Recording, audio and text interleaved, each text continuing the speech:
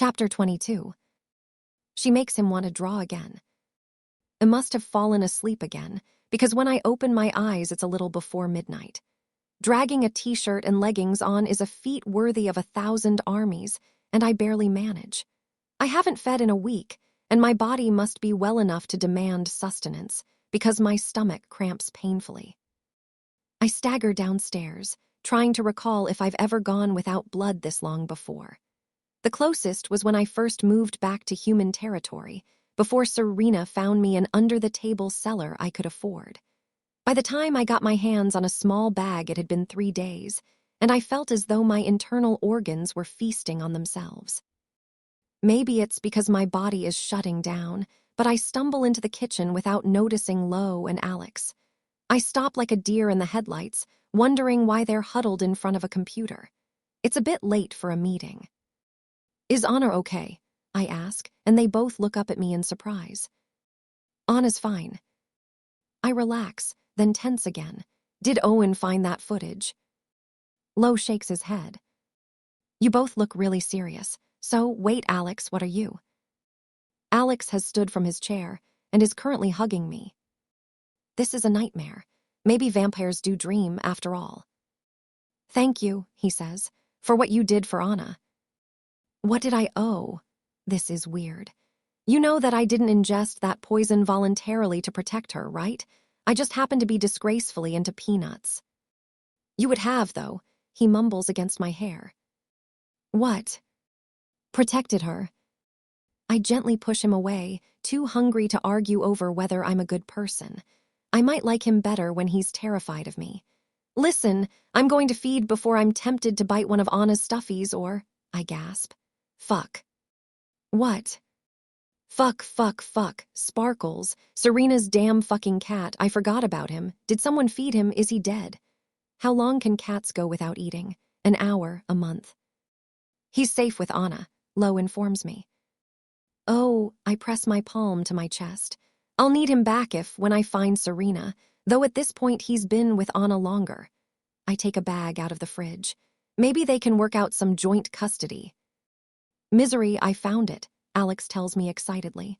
"Serena Paris." "You found Serena?" "No, but I found the connection." He leads me back to the table, and we both take a seat next to Lo. "That search we were working on before you," he gestures at me. "Almost croaked." "Yes, I continued it while you were." "Almost croaking." And it was surprisingly difficult. So difficult, I figured we were onto something. "How so?" "The identities of the human bureau workers were nowhere to be found, which is odd for that kind of government employee." I glance at Lo, who stares back calmly. He's already been briefed. So I looked, harder, let's say, and stumbled on a list with a very familiar name. "What name?" "Thomas Jalakas. He was the human." "Controller of public accounts." I nod slowly. I'm not sure what that even means, but I do know that it has to do with finance and the economy because Serena emailed with his office for an article that she was writing, and then she met him in person. Yup, she interviewed him, though the article was never published. But I background checked him. I checked everyone she talked to. I found nothing about him being in the Humanware Bureau. Precisely. His CV is all over the place, but there are no mentions anywhere that he was at the Bureau for 11 months, 8 years ago. My head spins. I cover my mouth. "Now," Alex adds, "you've both been very withholding, and I don't fully understand the significance of any of this.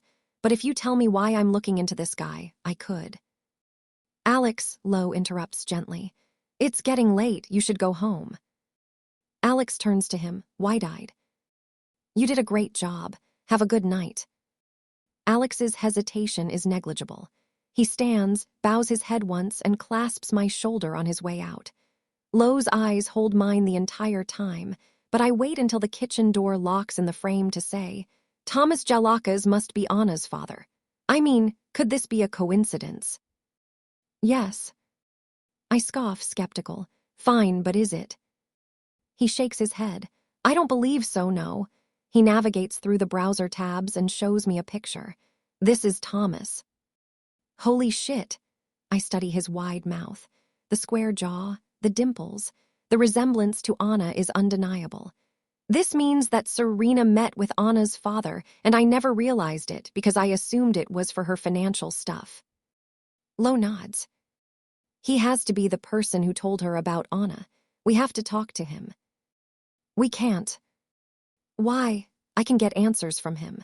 If you help me, I might be able to thrall him and... He's dead, Misery. Dread crawls up my spine. When? 2 weeks after Serena disappeared. A car accident. The implications sink into me instantly. Serena, that fucking idiot, got herself involved in something incredibly dangerous. And the other person who was involved in it is now dead, which... Misery. Lo's hand blankets mine, large and warm. I don't think it means she's dead. It's what I needed to hear. I silently beg him to continue. I don't believe for a second that this is a coincidence, but whoever got rid of him had the resources to make it look like an accident. They would have done the same for Serena to avoid loose ends.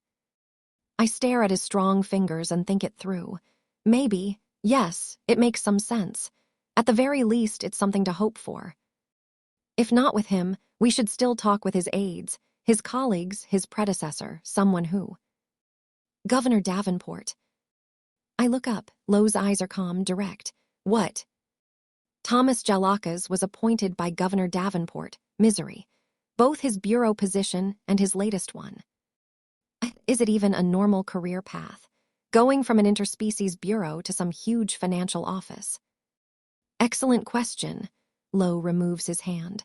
The cool night air hits me like a slap. You should ask Governor Davenport tomorrow while we're having dinner at his place. My jaw drops. When did you get us a dinner invitation? When Alex told me about this, 3 hours ago. That was quick. I am the alpha of the Southwest Pack, he reminds me, a little archly. I do have some power. I guess. I let out a single incredulous laugh. I could kiss him. I want to kiss him. What did you tell him? That we have a gift for him, to thank him for hosting our wedding ceremony in his territory. He believed that. He's an idiot, and humans are apparently big on thank you gifts. He shrugs. I read it online. Wow, you were able to fire up a browser all on your ow. He shushes me with his thumb on my lips. I know you can fight. I know you've been taking care of yourself since you were a kid. I know you're not part of my pack or my real wife or my... But there isn't a single part of me that wants to take you into enemy territory, especially days after you were almost killed in mine. For my peace of mind, please be careful tomorrow. I nod, trying not to think about whether anyone else has cared about my safety as much as he does. The answer would be too depressing. Lo, thank you. This is the first lead on Serena in a long time, and... My stomach growls, and I remember why I came downstairs. My organism, slowly self-cannibalizing. Sorry. I get to my feet and reach for the bag I left on the counter. I know we were having a moment of gratitude and rainbows, but I really need to feed. I'll just need a... Lo is suddenly behind me. His hand closes around mine, stopping me. What? I don't want you to drink that. I look at my bag. It's sealed. It cannot be contaminated. Plus, I can smell crappy blood. That's not the reason. I tilt my head, confused. Use me. I don't get it. And then I do get it, and my entire body melts into lava, stiffens into lead. Oh no, I feel hot, hotter than after a feeding, hotter than while gorging myself on blood. You don't have to. I want to. He is so earnest, and young, and the boldest I've ever seen him when his baseline is pretty bold. I want to, he repeats, even more determined. Jesus, I talked with Owen before the poison. Lo nods. His gaze is eager. I think I shouldn't have fed from you. Why?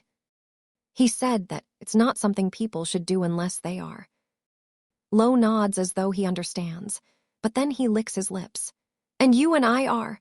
He's so genuinely eager to know. It's like electricity injected straight into my nerve endings. I think about the last few days, the escalating intimacy between us. Yes, Lo and I are, but It goes beyond just sex. Long-term feedings create bonds and tangle lives together. It's something that is strictly done by people who have deep feelings for each other or the will to develop them. Lo listens intently, eyes never wavering. When he asks, "And you and I do?" It's like a knife skewering my heart. My stomach is an empty, open ache. Do we? He's silent, like he has his answer, but he's willing to wait for me to find mine. It would be different from what we've done before. It's not just sex or fun. If we get into the habit of this, in the long term, there could be consequences. Misery, his voice is soft, faintly amused. There is a solemn shine in his eyes. We are the consequences. The problem is, this cannot possibly end well. I'm not sure I'm even ready to demand someone's unconditional love and devotion, but Lo's heart is occupied. And it's reckless to see what's happening between us as something more than the forced proximity of two people thrown together by a flurry of political machinations. I've come after something, after someone, my entire life. Always the means, never the end, and I've made my peace with it. I don't resent Father for putting my safety after the well-being of the vampires, Owen for being chosen as his successor, Serena for valuing her freedom more than my company. I may never have been anyone's main preoccupation, but I know better than to spend my time on this earth simply begrudging. But when I'm with Lo, I feel different because he is different. He never treats me like I'm the runner-up, even though I know I am. I could see myself becoming jealous, envious, greedy for what he cannot give. It could quickly become unbearable, the pain of being just an afterthought to him. Not to mention that when I find Serena, I'm going to have to make some important choices. Misery, he says, patient. Always patient, but also urgent. I realize that he's offering me his hand. It's outstretched, waiting for me, and this cannot possibly end well. And yet, I think Lo might be right. The two of us were well past avoiding what's between us. I smile. His warmth is tinged with intense melancholia. This won't end well, but so few things do. Why deny ourselves? Yeah, I take his hand, registering his mild surprise when my fingers slide past his knuckles, then close around his wrist. I hold his palm in both of mine, upturn it. The meat of it is fun to trace, full of calluses, scars littering the rough skin. A large, capable, fearless hand. I bring it to my lips, kiss it lightly, scrape it gently with my teeth, which has his eyes fluttering closed. He mumbles a few hushed words, but I cannot make them out. If I really do this, I say against his flesh, I should avoid your neck. Why? It might leave a trace. People would notice. His eyes shoot open. You think I'd mind? I don't know, I lie. I doubt Lo cares about what others think of him. You can do what you want with me, he says, and it feels like he means more than just his blood. My fangs graze his wrist. I'm teasing myself as much as him. Are you sure? I hover, afraid that it won't be as good as the first time. Maybe I embellished it in my head, and he'll taste like every bag I've ever had, satisfactory, unremarkable. Please, he says, soft, hungry, and I sink my teeth into his vein. The wait for his blood to hit my tongue lasts long enough for thousands of civilizations to collapse.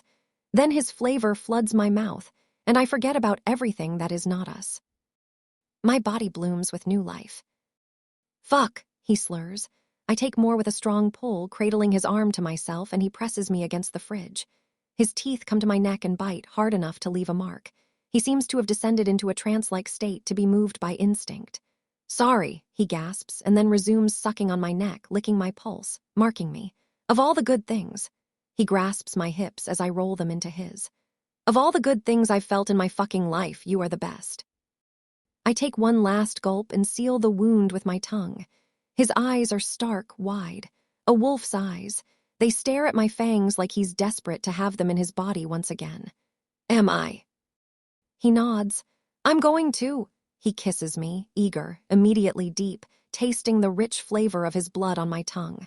Can I? He picks me up and carries me upstairs.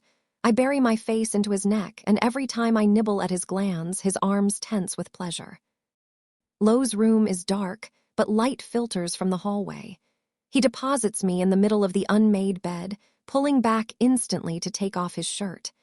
I sit up and look around, processing that this is really happening. I didn't change them for the longest time, Lo says. I admire his beautiful form, the corded strength of his body. I could bite him anywhere and would find nourishment. Sip from his round biceps, the V on his stomach, the hill of his lats. What? I'm losing track, skipping words. Didn't change what? The sheets. Why? They smelled like you. When my break-in. Sorry. The scent was so sweet. I got myself off to the filthiest fantasies, misery. He gently flips me around, belly against the mattress. My leggings are pulled down to my thighs, my shirt in the opposite direction. And then the smell faded. He climbs over me on each side of my legs, his hands close on the round globes of my ass, half stroking, half gripping. Through the rough cloth of his jeans, his erection drags against my thighs. When I twist my head back, he's tracing the shallow dimples in my lower back with a pleased expression. Not the fantasies, though. He descends over me, his heat an iron blanket.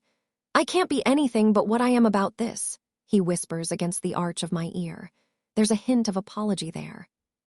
What you are? Were.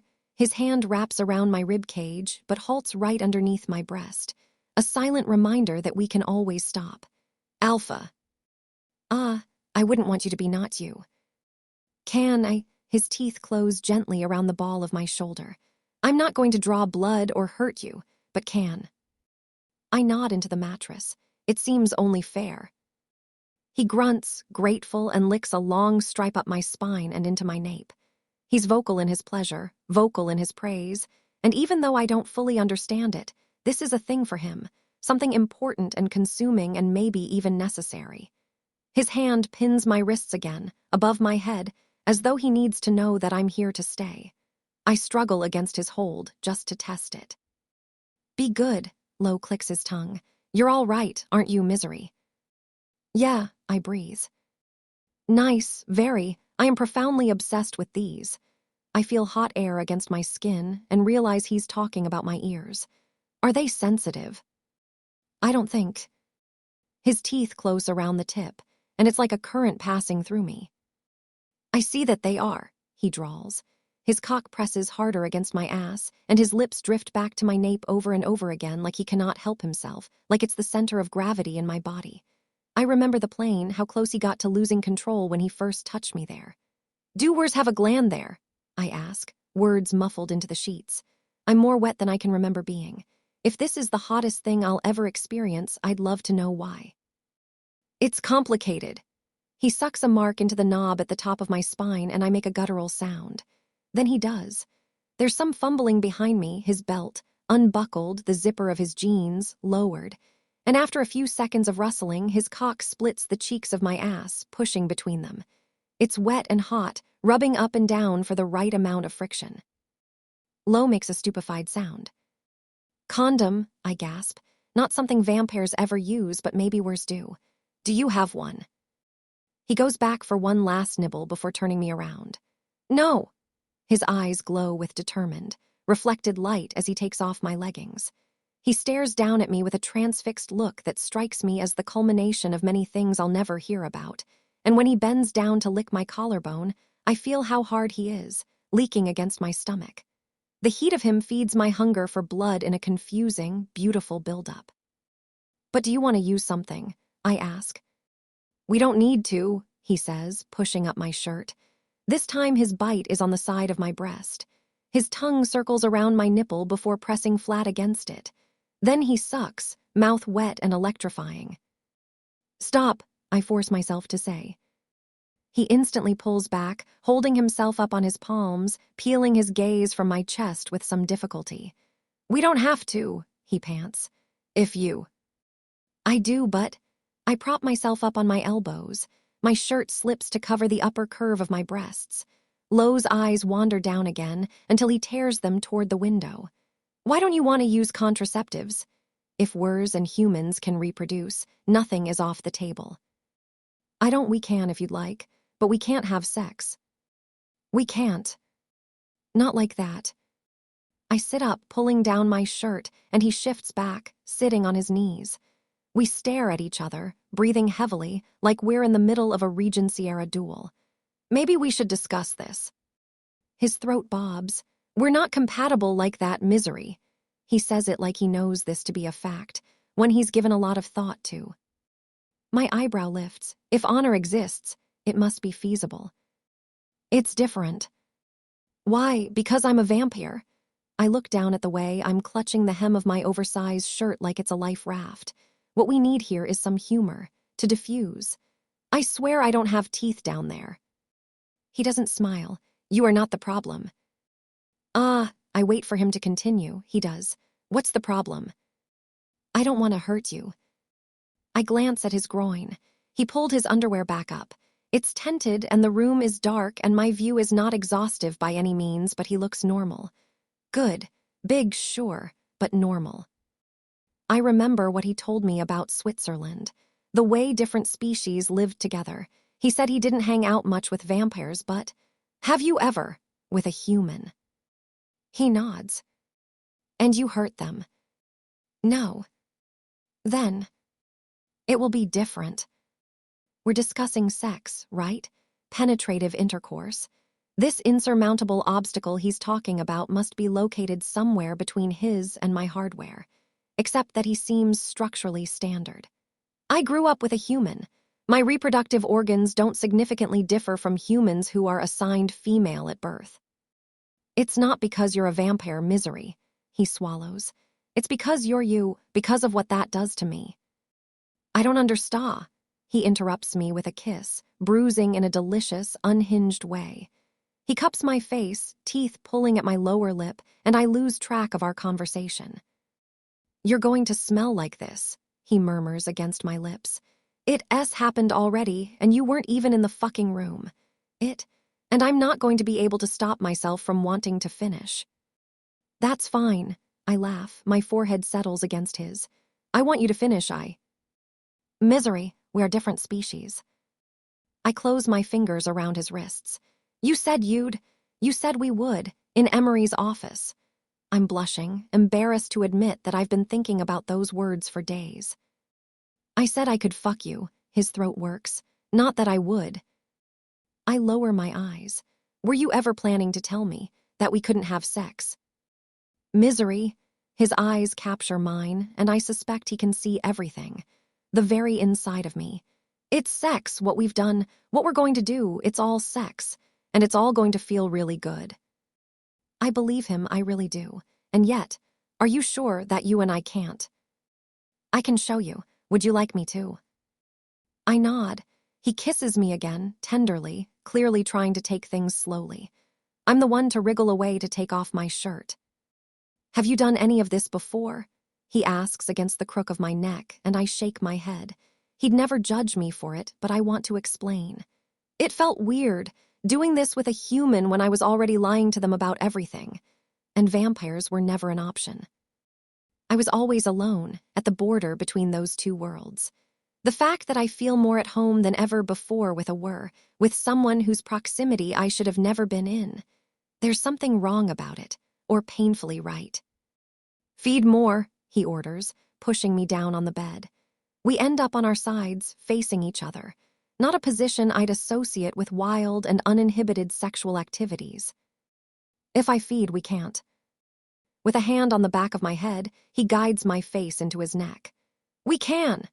He kicks his jeans away, and it's just his skin, hot against mine, the rough hairs on his arms and legs subtly foreign.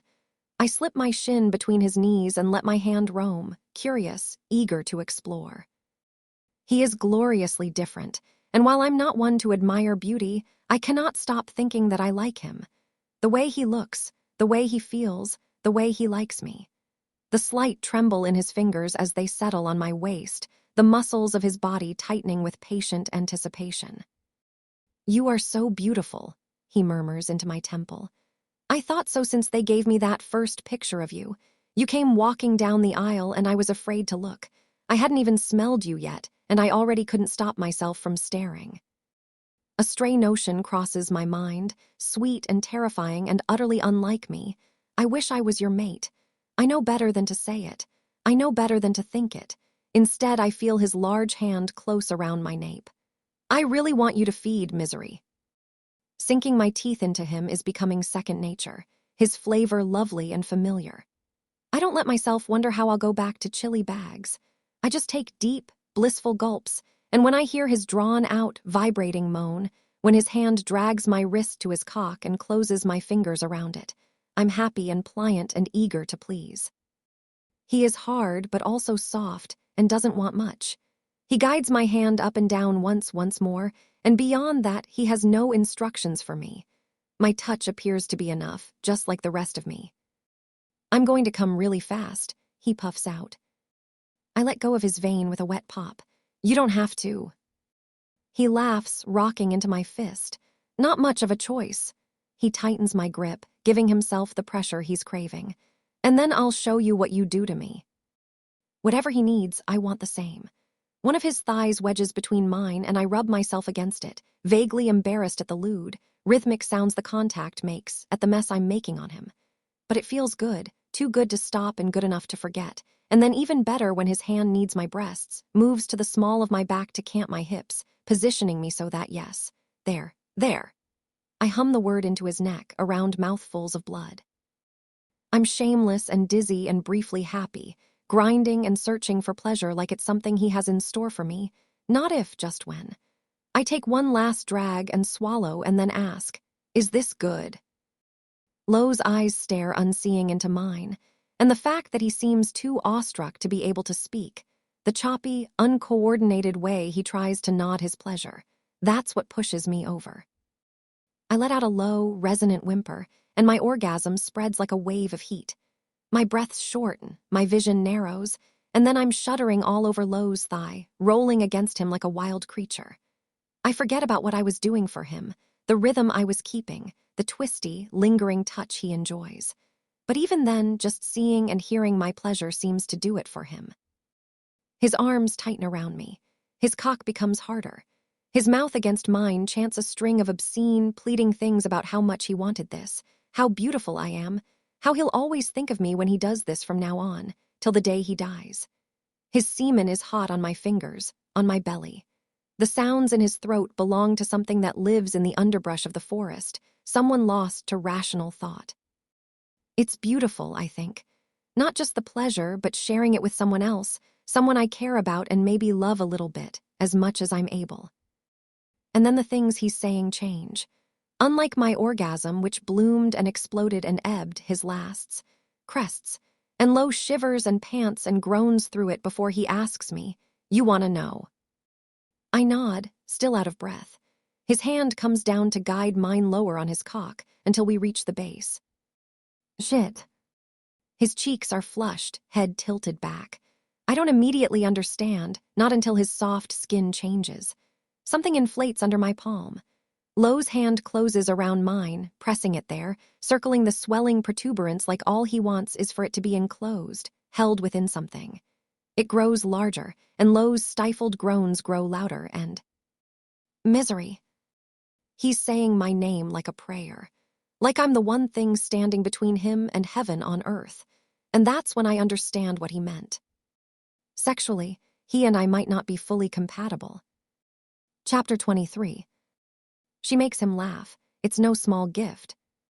The problem of using a gift as an excuse to visit Governor Davenport is that we cannot show up empty-handed. It takes 1 hour in human territory, 3 different antique stores, and a whole lot of bickering before Lowe and I find a present we both consider appropriate. He nixes my choice of a vintage bicycle pump. That's a hookah, Misery. I veto his ceramic vase. Someone's grandpa-s in there, Lowe. We insult each other's taste, first covertly, then passive-aggressively, then with unabashed contempt. When I'm about to suggest that we fight it out in the parking lot and see how well his claws hold up against my fangs, he has a momentous realization and asks, "Do you even like the governor?" Nope. Is it possible that we're putting too much thought into this? My eyes widen. Yes. We slip back inside the last store and buy a mysterious ashtray shaped like a polar bear. It's simultaneously the ugliest thing we can find and well over $300. Where does the money come from anyway? I ask. What money? Your money, your second's money, your pack's money. I glare at him on our way back to the car, making sure no one is around. I'm wearing brown contacts, but haven't shaved my canines in a while. Opening my mouth in public would probably get animal control called on me. Do you work in insurance while I'm passed out during the day? We rob banks. I stop him with a hand on his arm. You rob banks. Not blood banks, don't get too excited. I pinch his left side, miffed. Ouch, An elderly human couple walks past, giving us an indulgent young love look. Liver. Wrong side, I whisper. Appendix. Still wrong. Gallbladder. Nope. Fucking human anatomy, he mutters.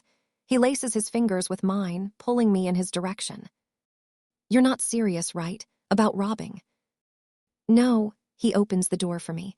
A lot of wers have jobs, most wers. I had a job before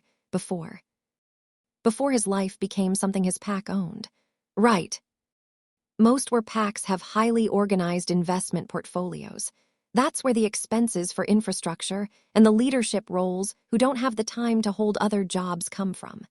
He watches me slip into the passenger seat and then leans forward, one hand on the door and the other on the roof of the car. It's different from the financial framework of vampires. Because our leadership positions are hereditary.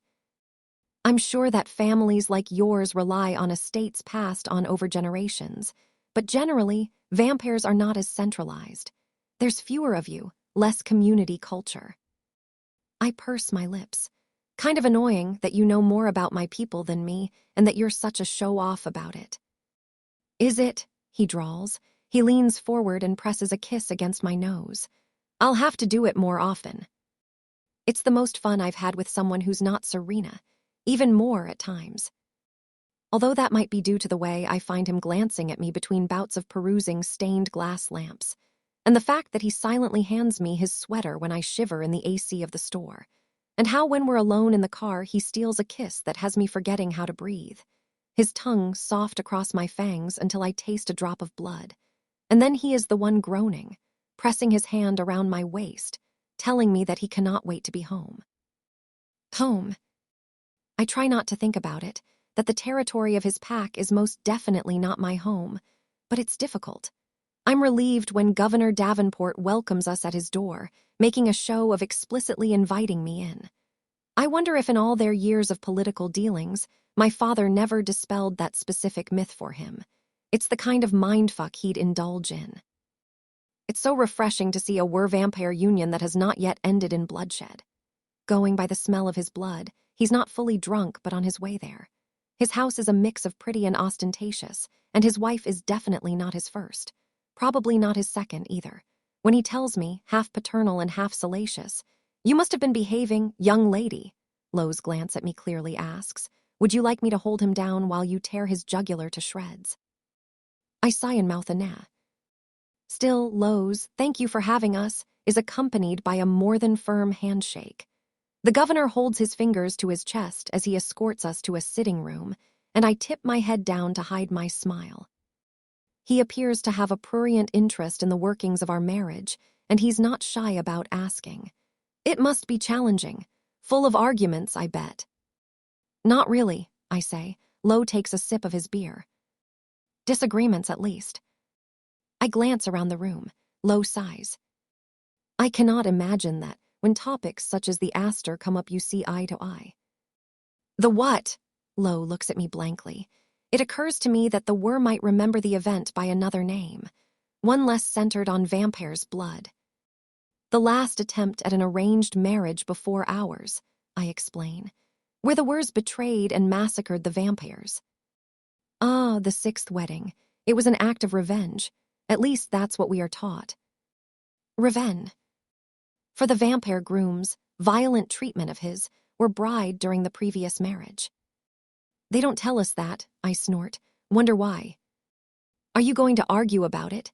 The governor asks, like we're his personal source of entertainment. No, we say at once, giving him harsh looks. He clears his throat bashfully. It's time for dinner, don't you think?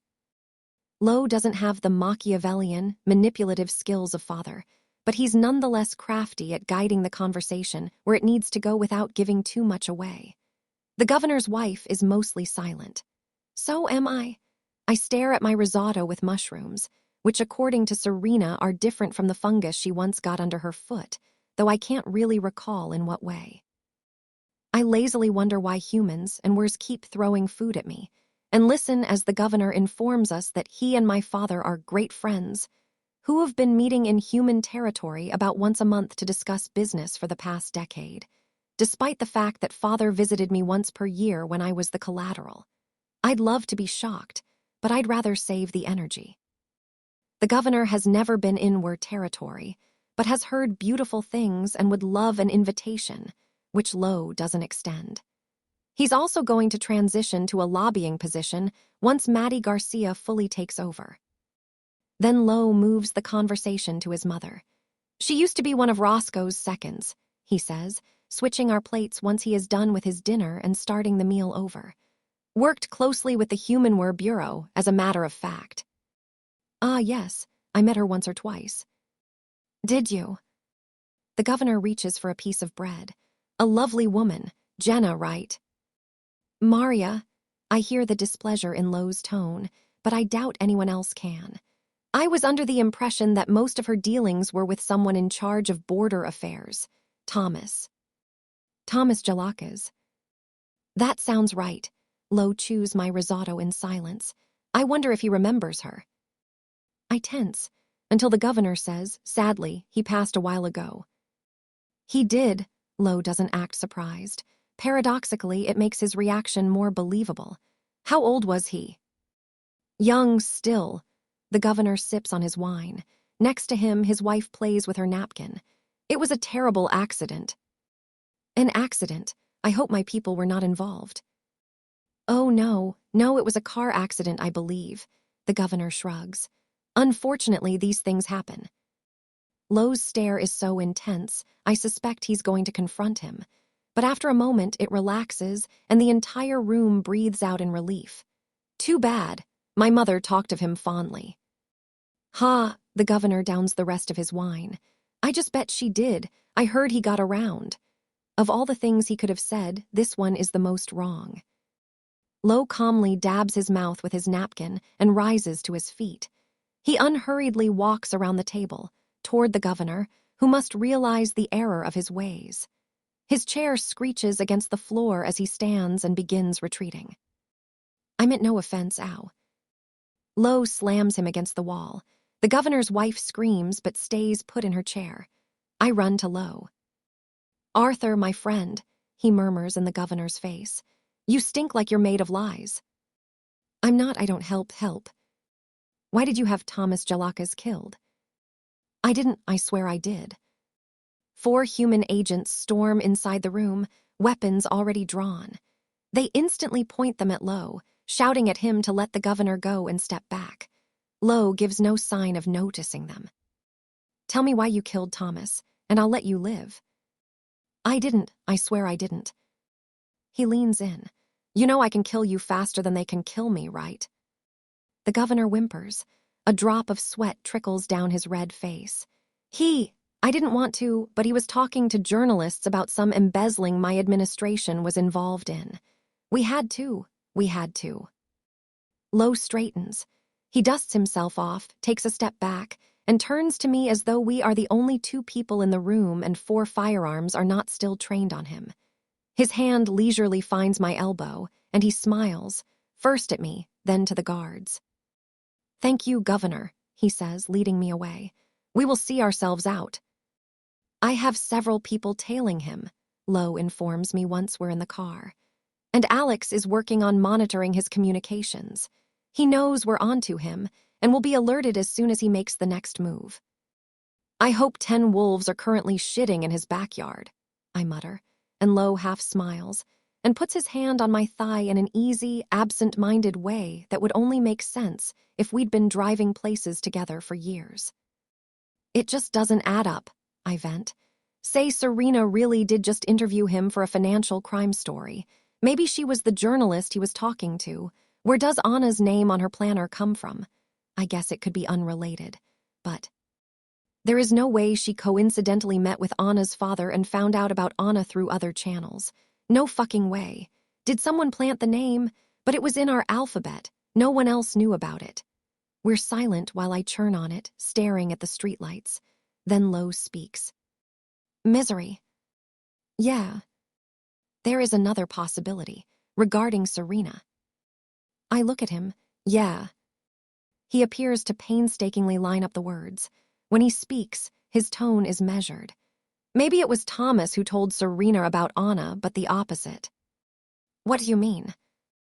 Maybe Serena found out about Anna from another source, and then used the information to blackmail Thomas over his relationship with Awur, and force him to tell her about financial crimes he might know about.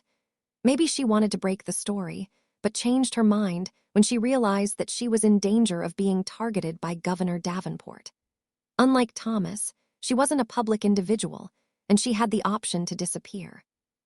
I shake my head, even as I realize that some of this is a distinct possibility. She wouldn't have left without telling me, Lo, she's my sister, and there are no digital traces. She wouldn't know how to avoid them. She's not me. She's not, but she did learn from you for years. He looks deeply sorry to have to say this. I let out a laugh. Not you, too, trying to convince me that Serena didn't care about me as much as I cared about her.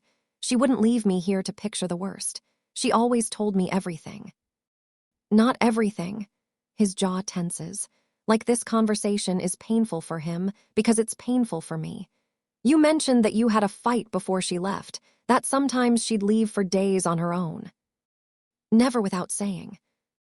Maybe there was no time, or she didn't want to put you in danger. I wave it away. This is ridiculous. What about Sparkles? She abandoned her cat. Tell me something, he asks. I hate how measured and rational he sounds. Did she know you well enough to predict that you'd go looking for her and find the cat? I want to say no so bad, my lips almost hurt. But I can't, and instead I remember her last words to me. I need to know that you care about something, Misery. And she did leave something behind, something that needed caring for, the damn fucking cat. God, what a wacky plan this would be. A Serena plan. Maybe you're right, and she doesn't want to be found. But she wouldn't put the life of a child at risk, not even in exchange for the biggest, juiciest story of her career. I know Serena, Lo. And that's the problem with Lo's theory. It would mean that Serena is safely tucked somewhere, but also that she wasn't the person I believed her to be, and I can't accept it. Not for a minute.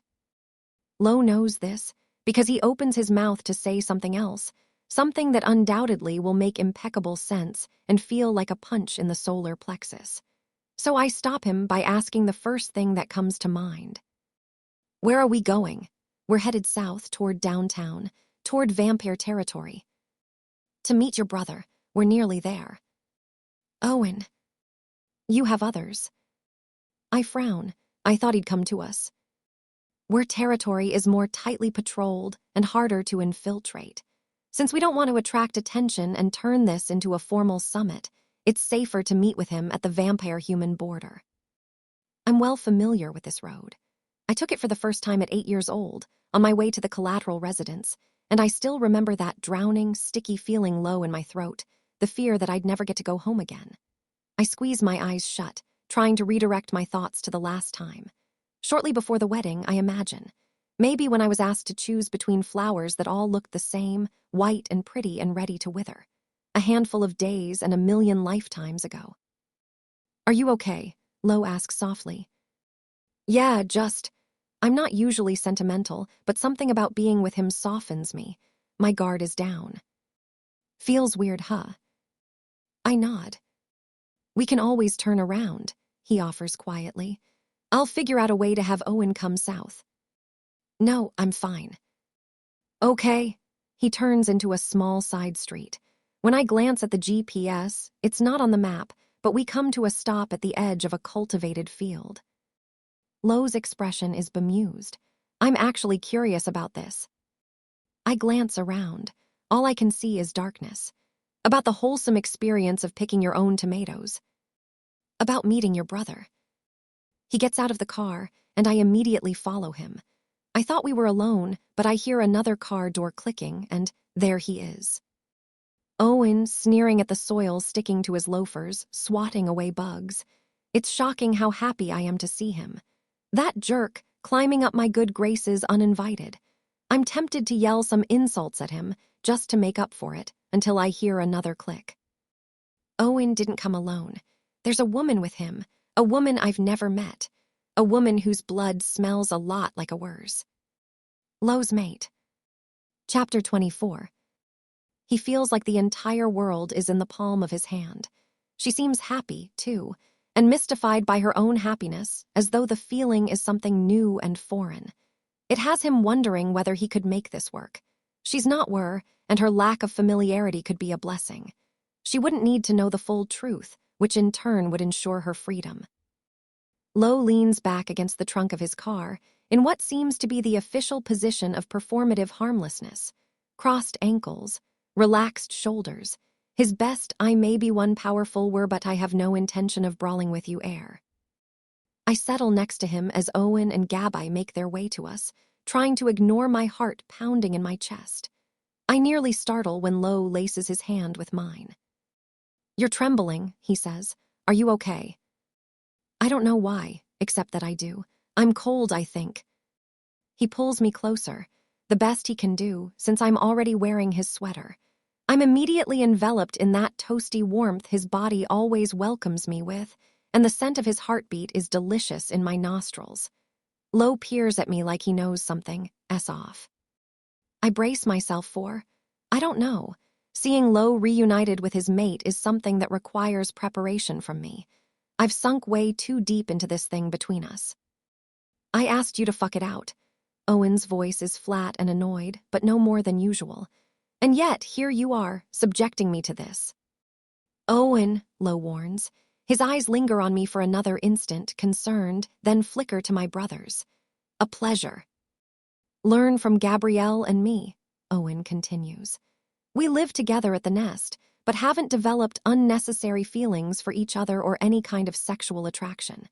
We cultivate a relationship of mild collaboration at best, severe indifference on average. Gabai, Lo's nod is warm, cordial, surprisingly neutral. She's a beautiful woman, with glossy dark hair and the patient expression that people forced to deal with Owen for any length of time tend to acquire. She briefly dips her head, like all of Lo's seconds do when they see him. Nice to see you, Alpha. Everything okay at home? There's affection and respect in the words. I read nothing else. For the most part. Good to hear. She gives me a curious look. Her eyes briefly dart down, and I don't have to follow them to know they're on Lo's and my joined hands. A thought strikes me like a bolt. He might be using me to make her jealous. I let it poison my brain for a moment, then dismiss it. Lo would never stoop to those kinds of plays. How lovely, Owen says dryly. In significantly less wholesome news, no luck on the security footage outside Serena's place yet. We were hoping to get a good view from the apartment complex in front of hers, but the cameras were tampered with. Lo frowns, only for the date of the break-in. Correct. I frown. How? Owen shrugs. What do you mean? How did the tampering occur? Was it software? Hardware? Did they paintball the lens or trip the circuit breaker or cut the data cable? I'm not certain. My guy did mention, but... Owen waves his hand. Technical witchcraft that nobody could understand aside, it's clear that. Jammers, Gabai says, and smiles when I give her a surprised look. They disrupted the signal. Likely used a radio frequency detector to figure out the broadcast. It's the sophisticated way, the one someone with resources would use, someone who works for powerful people and is looking for clues on the whereabouts of a journalist on the run. It would fit with Lo's theory for sure. Crafty, I say. Right, she grins. Owen and Lo exchange a commiserating look. I know this has nothing to do with me, Gabai continues, but Owen is the only person who'll talk to me at the nest. He told me about your friend, and I'm sorry that happened to you. I can't imagine how hard it must be, the uncertainty. Her words are disorienting because no one else has said them to me before. In my quest to find Serena, people have helped me, mocked me, dismissed me, nudged me, but no one has stopped to tell me they were sorry. A thick feeling rises to my throat. Thank you. Owen makes a gagging sound. How touching, moving on to more entertaining topics and the reason for this meeting. His lilac eyes settle into mine. I'm going to take over Father's seat on the council. I must have misheard. What? I'm going to take over Father's seat on the council. Nope, I heard correctly. Did Father die? Owen tilts his head. Do you think I would neglect to inform you if Father died? Actually, I could see myself doing that. No, Father is alive, but I am in disagreement with many of his decisions of late. Many. I think I could do better, and I decided to make a bid for his seat. I'd love your support. My support? I push away from the car and disentangle from Lo, facing my brother. My cuckoo banana's brother. Making a bid, that's not a thing people do. He shrugs. It's a thing I'm doing. How? I'm happy to share my plan in detail. In 2 weeks at the annual meeting, I plan to. Do not share. I look between Lo and Gabai, who seem engrossed in our exchange. You know what the punishment for high treason is? He must, because I do, and I never know shit. But I do remember what happened when I was 7 and Councilwoman Salamio's brother tried to steal her birthright from her, or when Councilman Kotri died suddenly, without naming which one of his 2 sons would inherit the position. Slaughter, that's what happened. Lots of purple spatter. Father would never react to having his seat usurped with anything but bloodshed. And by his lazy, hedonistic son. He's not just a member, Owen. He's the leader of the council. Unofficial. Bullshit. And anyway, he continues like he didn't hear me, his prominent position could be in my favor. Lots of council members are dissatisfied with the way he's been seizing power. Wild, Buck Wild. Who knows about this? I have been slowly spinning a web of allies, establishing tactical collaborations. He's dead. My only sibling left is as good as dead. Why? It seemed prudent. I pinch my nose because fuck. Do you even want to be a councilman? He shrugs nonchalantly. Why not? Could be fun. Owen, just... I bury my face in my hands and Lo stands from the hood of the car, coming to massage my shoulders in this moment of desperate need. I suppose he's trying to be comforting, but I feel his amusement in my bones. Maybe I could punch him and Owen, just a little bit. Wouldn't that make me feel better? Yes, it would. Misery, my sister. He shifts to the tongue. You are displaying more feelings than usual. Are you not well? I straighten and take a deep breath. Even though Owen and I were born 3 minutes apart, clearly I'm the adult. Listen, I'm really trying to find that bitch Serena, and I've grown really fond of Lo's annoying little shit of a sister. Unfortunately, they're both really good at getting themselves in trouble. So if you could avoid making my life even harder because of some half-assed plan you put together 2 hours ago out of spit and shoelaces. 3 months ago. It would be really, what? Owen's eyes harden. 3 months ago, misery. I've been working on this plan since I discovered that my father was considering sending my sister into enemy territory. Again. He bares his fangs, and his tone is uncharacteristically earnest. I could do nothing when we were children. I could do nothing when you returned because I was too much of a coward to take a stand. I cannot do anything now, but I am determined to try. His gaze fixes mine for a long moment, and he picks up in English again. I want to be the one negotiating the next set of alliances. I want all collateral systems gone. I want to stop enforcing artificial border lines or holding on to disputed territories out of spite. I want to turn this place into something that's not a powder keg. I study him, astonished, realizing that in all the years we spent apart, as I grew and changed and built my own life, my idiot brother did, too, and turned into. Not an idiot, clearly. Father is going to kill you, I repeat, this time not with the intent of dissuading him. Maybe. He turns to a spot high above my shoulder. Lo, any advice on how to successfully carry out a coup, Alpha? I was going to recommend a hearty breakfast, but...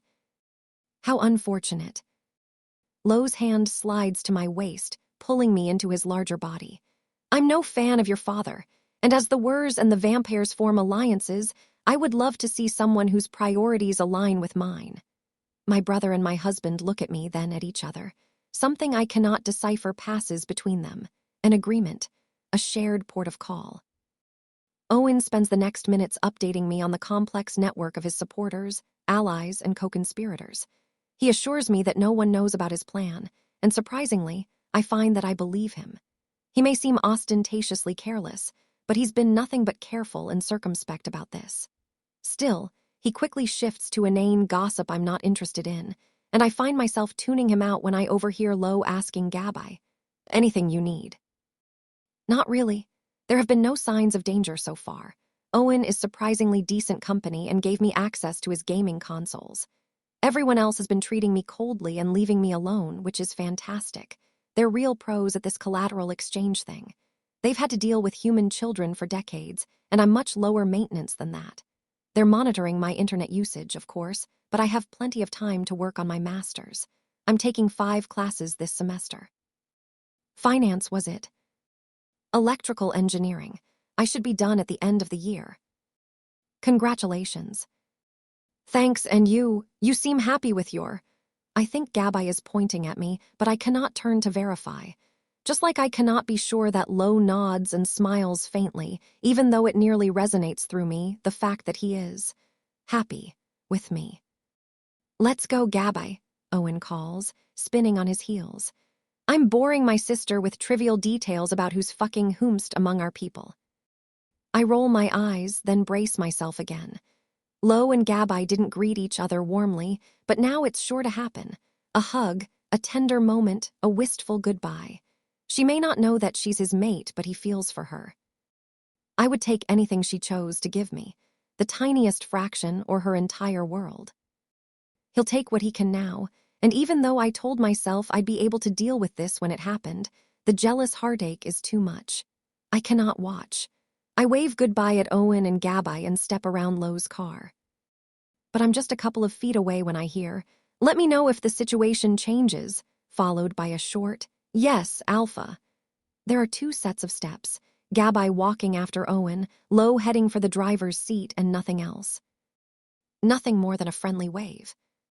When I glance at Lo, he's not looking back in her direction, not tracking her with his eyes, not rubbing his jaw with his palm like he does when he is worried or nervous or pensive. His mate is heading back to enemy territory, and he might never see her again, and he is. Smiling, actually. I sit in the passenger seat, staring at my knees, thinking about what Lo told me. A mate grabs you by the stomach, he said, and he was so sure of it, I felt it in my stomach, too.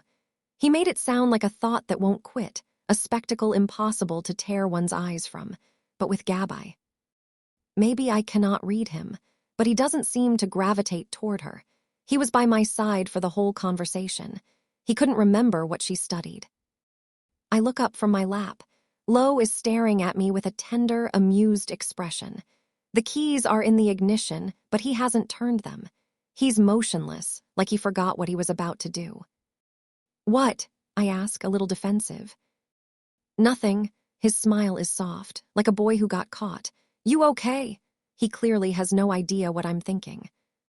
I nod, keeping my eyes on the darkness outside as he starts the car. My cheeks are hot. I'm on the verge of something. It's possible that I understand next to nothing about Wurs, about love, about Lo and Gabai. It's possible that I'm an idiot who reads too much into too little. But I feel something deep in my belly, and I know it to be right. Lo may have a mate, but she's not Gabai. Chapter 25. He should never have told her. He made a mistake, several in fact. Something elusive dangles in front of my nose, but I can't focus on it. It's a tip of the tongue state, a sneeze that won't start and teeters there, waiting. Lo's mate is not Gabai. I fiddle with the memories of past conversations, trying to recall what I know, what Lo openly acknowledged, and what gaps I filled on my own. There's a nagging spark of something in my chest, something fizzy and not unhappy. I try to rationalize it into nothing, and when that fails, I force my attention away by saying, "I live 5 minutes from here." I wet my lips, studying the familiar contours of my old neighborhood. Lived. I bite my lower lip. I guess I still do. The council took over my rent. Want to stop by? Why? I'd like to see it. I snort. It's not a very architecturally pleasing building. It's not about the building, misery. It takes more like 10 minutes to get there, but Lo follows my directions without complaints. I punch in the code at the main entrance, but didn't bring any keys with me, so once we're in front of my door, I pluck a hairpin off. He lets out a low, affectionate laugh, shaking his head. I push the door open and lift an eyebrow. I'm amazing. My chest is too tight for my heart. How long did you live here? He asks, following me inside and glancing around. I calculated in my head. 4 years, more or less. The collateral is entitled to a small trust fund, and I used pretty much all of my money on my fake human IDs, and then to put myself and Serena through college. We were on a tight budget for a few years, sharing cramped spaces and constantly compromising on the decor. The result was a mix of minimalism and shabby chic that we both looked back on with equal fondness and horror. This place, though, is where I moved after graduating. I had my first salary and could splurge a little. I was pleased with the clean, no-fuss spaces. I rescued most of the furniture from flea market Serena, and I visited on cloudy days, early in the morning, and loved how uncluttered and roomy the final result was. I listened to synthwave music without anyone judgmentally asking me what trauma had led to me to enjoy that shit, and could even display my lava lamp in all its cringe glory. And yet, when I glance around the living room, trying to see the place from Lo's perspective, it only seems empty, lifeless, like a museum. Picturing myself in it has my stomach in twists. It's only been a few weeks. My tastes can't have changed so much in so little, can they? I turn to Lo and find him white-knuckling the doorframe. Are you okay? It smells a lot like you, he says. His voice is hushed, eyes glassy and unfocused. More than your room in my house, more. Layers. He wets his lips. Give me a second to get used to it. I don't ask him if my scent bothers him, because it's clear by now that it doesn't. He used to hate it, though. Or did he? He sure didn't deny it, and I thought he only recently changed his mind, but maybe. Are you and Gabai close? I ask. Not what we were discussing, but Lo appears to welcome the distraction. I don't know her well. He takes a deep breath, slowly getting himself under control. She's a couple of years older and grew up in another huddle. I've only met her a handful of times. Why was she chosen to be the work collateral? She offered to. He takes a few steps inside, fingers lightly tracing the empty surfaces, as though he wants to leave little snippets of his scent in this home. Braid it with my own. I see no dust, which means that Owen must have arranged for a cleaning service. He really is a better brother than I gave him credit for. She was a second. She wanted a truce with the vampires. She lost relatives in the war, I believe. I see. Did you ask for volunteers? He shakes his head. Your father's proposal was discussed during one of our round tables. I wasn't going to ask anyone to put themselves in danger, and was very clear that if us providing a collateral was non-negotiable, I wouldn't go through with the marriage. After the meeting, Gabai took me aside and asked to be sent in. Right. I wander into the kitchenette and idly open the fridge. Inside, there's a forgotten bag of blood. What a waste. She asked, Lo. He leans against the wall, already more relaxed. Yeah. What did I study in college? He gives me a puzzled look. You. Me. Why? He shrugs when I don't reply. You majored in software engineering and minored in forensic sciences. Okay. It was never her. His stare is perfectly blank. Gabai, she's not your mate. Did you think she was? He blinks uncomprehendingly. Governor Davenport said so, back at the ceremony. His eyes widen with understanding, and I watch the realization hit him. No, the traditional contract between vampires and Wers requires the collateral to be two things, in good health and related to the alpha of the pack. I knew that, but for the first time, I actually think about it. Do you have any living relatives aside from Anna? He shakes his head. I see, and you weren't about to let her go. It was also non-negotiable. So, we made the case that a mate is equivalent to a blood relative within a Wur pack. It's not quite as straightforward as that, but the council bought it. Low nods.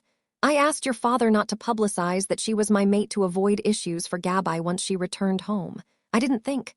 I watch understanding fully sink into him, that I'd been assuming it was her, that I thought he'd brought me to meet his mate even as we. No, Misery. He seems distressed on my behalf. She is, I'm sorry. It's okay. It's not his fault if I assumed, and it has nothing to do with me anyway. But it has. We study each other across several feet, and there's a question bubbling deep in my belly, and an answer simmering inside him, a tentative certainty that warms the air between us. My feet drag me to low of their own accord. They push me up on my toes, and I'm kissing him as intensely as I can, too much pressure too fast, my arms looped tight around his neck like a noose. He doesn't immediately respond, but it's confusion more than hesitation. After a beat, his hands close around my waist, trapping me between him and the wall, deepening the contact. Misery. The words come out jumbled between our lips. His erection brushes against my stomach and we both gasp. We shouldn't, he says, pulling back. But when I ask him why, his lips find mine again. The kiss started high but still manages to escalate. I know, I think.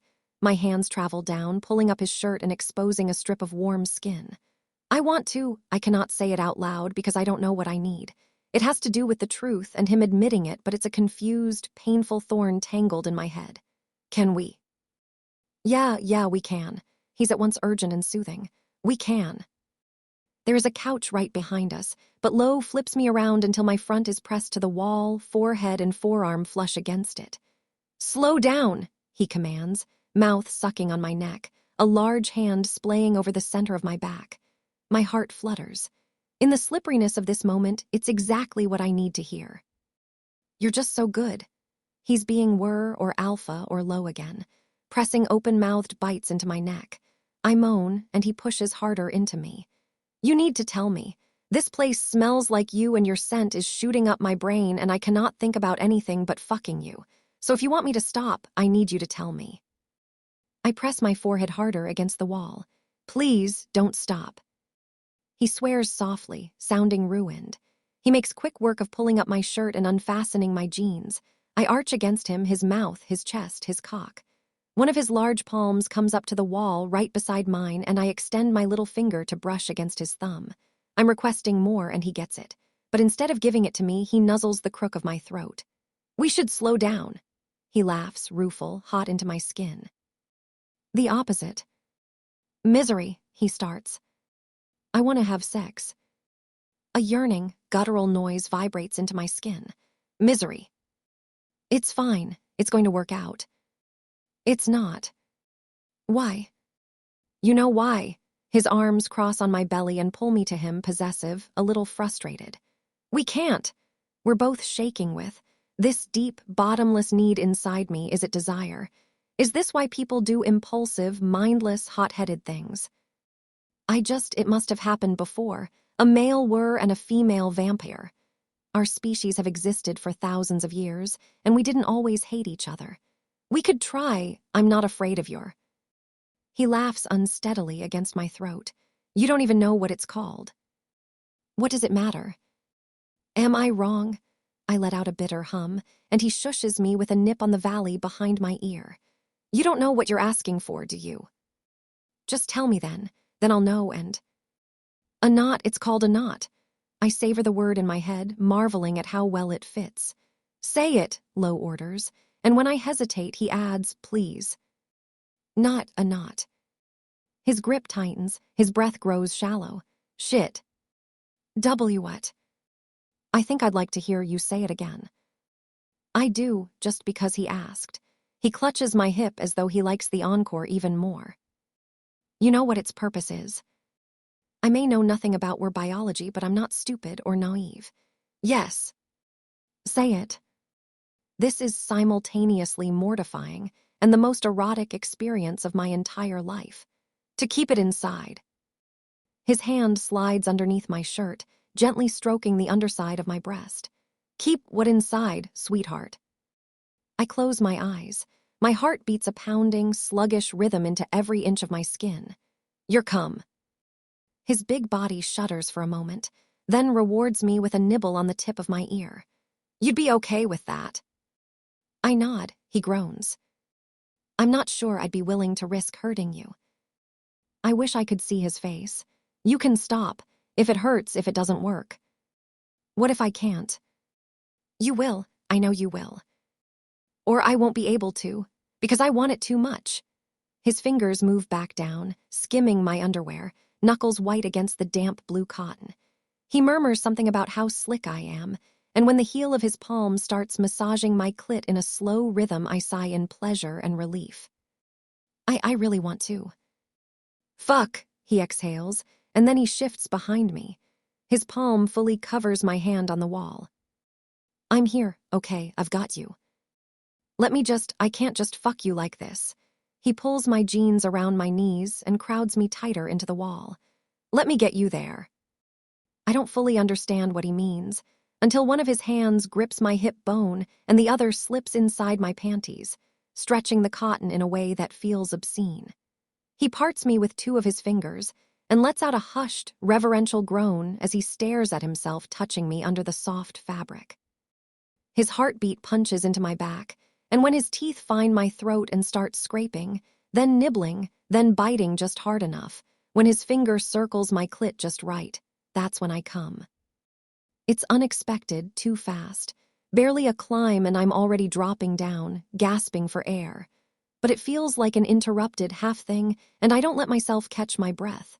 I reach back, frantically grasping to undo his jeans. "Quiet," he orders, pinning my hands to the small of my back. "You need to give me a minute. I'm figuring this out." I force myself to relax. It's obvious that, on average, the sex his people have and the sex of my people are different flavors.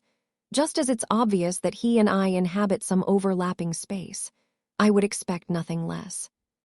"This would be easier if you smelled a little less fuckable," he says raggedly, but I hear the clinking sound of his belt and then I feel it, the head of his cock pressing against the soaked panties that stick to my pussy. I free myself to reach down, stroke his length, and he makes a choked sound. It's hot and large, but the thing at the base, his knot, hasn't swelled yet. Last time it inflated when he came. I want to know if that's the norm, but asking will send Lowe into another spin of concern, and I don't need him to worry about me. "Please," I beg, "please put it in." He nods against my temple, breath shallow and quick. He hooks my underwear to the side and pushes his cock inside me, the burning stretch deepening until it cannot go any farther, and whatever it was that I expected from having a man, having Lowe inside me, this is different. I inhale abruptly. He exhales in the same way. There's no need for negotiation, no pain and no struggle. I'm pliant and he's hard. I'm wet and he's groaning. We fit. The biological compatibility Lowe told me about, the one between mates. I don't presume to know what that would be like. All I know is that we feel pretty fucking. "Perfect," he murmurs, bottoming out, gripping my waist like he's trying to collect himself. I know why. This feels exquisite in a sharp, cruel way. Vampires don't read minds, but I know what he's thinking. How easy it would be to live in this forever, to just never stop. "Don't move or I'll come." He licks a stripe up the back of my neck. "Shit, I might come anyway, just from your scent and your little bent neck." I might too, very soon, especially as he moves with experimental, shallow thrusts that hit everywhere inside me. I feel myself tighten in little flutters around him and he stops. Then he bends over to whisper against my ear. "If you're about to come, tell me, because that will make me come and I need to pull out or I might hurt you, okay?" He sounds calm, even when his control is about to snap. I nod, trying to stave off the surge of pleasure. "Okay." He presses another gentle, chaste kiss against my nape and then draws out. The friction is delicious, and I arch back, making plaintive sounds as only the tip is left inside. When he pushes in again, a little deeper, I whimper. "Too much." The only answer I can manage is a squeeze around his cock. His palm slaps against the wall with a curse. "I've been thinking about this," I tell him, barely a whisper. His yeah is apologetic. I tried not to. I turn my head. He's hulking, wrapped around me. His cheek is there, stubbly and flushed olive and perfect for me to kiss. Me too. Then I add, smiling, not too hard though. I lose track of time when he starts thrusting, and so does he. We move together, sweaty and winded. He stops after a few minutes to take off the edge, and then again a couple of minutes after that. He pulls out when he needs a break from the stimulation, and I feel empty, shaking with frustrated pleasure, so he slides his fingers inside me, keeping me full as he winds down, hot and hard against my hip. The lights from the street pour in through the windows, and our breathing grows choppy. When I can't stop myself, when I'm sensitive and swollen and about to shatter so hard that a single thrust is okay to bring me off, I can barely remember to warn him. I'm about to. I come again, the pleasure curling tight inside me. What happens to Lo is fuzzy, eclipsed by my own pleasure, but I make out some of it. A sharp grunt, a sudden feeling of emptiness, that part of him swelling hotter and harder against the globes of my ass, then his cum, warm and wet, pooling onto the small of my back. And then we stay like that, breathing together, wiped of thought. He presses his forehead against my shoulder, one hand splayed on my abdomen as if to contain me, and maybe it's whatever chemicals flood vampire brains after sex, but I cannot accept that this is not destined, that we are not meant to be. Do where's? My voice is raspy from swallowing my moans. I clear my throat and hear myself ask, do where's always not? He lets out a shuddering breath. Don't move. He presses a kiss against my cheekbone. I'm going to clean you up. Where do you keep? Don't leave. I turn around to look at him and he looks ravaged, vulnerable, happy. My shirt slips down, but this is my apartment. I have nothing but changes of clothes. Can you answer my question first? He shakes his head. We don't, but then adds, it's complicated. I don't think it's complicated. In fact, I suspect it might be very simple. Explain it to me, please. It's a sign of, it only happens between certain people. My shirt is completely askew, and he trails kisses on the jutting bone of my shoulder, getting lost in the act before straightening my neckline. He inhales deeply. On second thought, I'm not going to clean you up. I'll just leave you like this. His hand snakes around my waist, to my lower back where I'm sticky and wet. Send a clear message to anyone who smells you, who you belong to. Had it ever happened to you before? He's smearing his cum into my skin with his thumb, and why am I okay with this? Before. Before me, nodding. Did it ever happen with anyone else? His eyes darken. Misery. I'm just starting to put things together, you know. We're still buzzing from the pleasure, and it's unfair of me to press him right now, when our defenses are lowered and we're full of the wrong kind of hormones, but, I think it was there for me to see all along. But you threw me off on purpose, didn't you? There was your reaction to my scent when we first met, and it was so extreme, I assumed that you didn't like it. How adamant you were about not having me around. I swallow. I would have realized it sooner if I hadn't taken for granted that it had to be another were. It made so much sense that Gabai would be the one. In the end, though, it was all about getting to know you. Because now that I understand what kind of person you are, I cannot help but wonder. If Lo were in love with someone else, would he be like this with me? And I can't picture a reality or even a damn simulation in which that would be the case. I let out a short laugh. Lo says nothing. He stares, impenetrable. His pale, decent, kind eyes retreat into something that offers no clarity. It happens between mates, right? Nodding, I mean. Biologically, it makes sense in so many ways. Honestly, nothing else does. It's me, isn't it? I attempt a wobbly smile. It's okay, I know it. I feel it too. I'm your mate, that's why. Misery. He's not looking at me, but at some spot around my feet. And his tone is like I've never heard it before, unreadable. Empty. That's why, right. He's silent for heavy seconds. Misery. My name again, but this time there's a world of hurt behind the word, like I'm torturing him. I'm not. I feel the same way you do, I add quickly, not wanting him to think that I'm accusing him of something beyond his control. Or maybe not. Maybe I don't have the hardware. Maybe only another were could feel the same. But I really do like you. More than that, I haven't quite figured it all out because I don't have much experience with feelings. But maybe you think that this frightens the shit out of me, and my voice weakens because Lo has lifted his gaze, and I can see the way he's looking at me. He understands, I think. He knows. He feels exactly the way I do. But then his expression shudders, and his tone can only be described as compassionate. I'm sorry if I've ever given you the wrong impression about what is happening between us. My assurance wobbles when I was secure in his feelings for me till a moment ago. I shake my head. Lo, come on. I know Gabai isn't your mate. She is. He presses his lips together. But I'm afraid you reached the wrong conclusions. Lo. He shakes his head slowly. I'm sorry, Misery. Lo, it's fine. You can. We should stop discussing this now. No, I let out a laugh. I'm right. I know that I'm right. There is something about the way he stares at me. Like he knows he's about to hurt me and himself in the process, and the thought is simply unacceptable. Like I'm leaving him no choice. You said that a mate grabs you by the stomach, and... Misery. He speaks harshly this time, like he's scolding a child. You should stop filling your mouth with words you cannot understand. My throat falls into my stomach. Lo. It was a mistake, telling you about the concept of mates. His voice is detached, like he's reading from a script and sucking every emotion out of his performance. It's not something any non-were can fully comprehend, let alone a vampire. But I understand how appealing it might be for someone who struggles with belonging. What? Misery, he sighs again. You have been abandoned and mistreated your entire life. By your family, by your people, by your only friend. You are fascinated with the idea of eternal love and companionship, but that just doesn't reflect what I feel for you.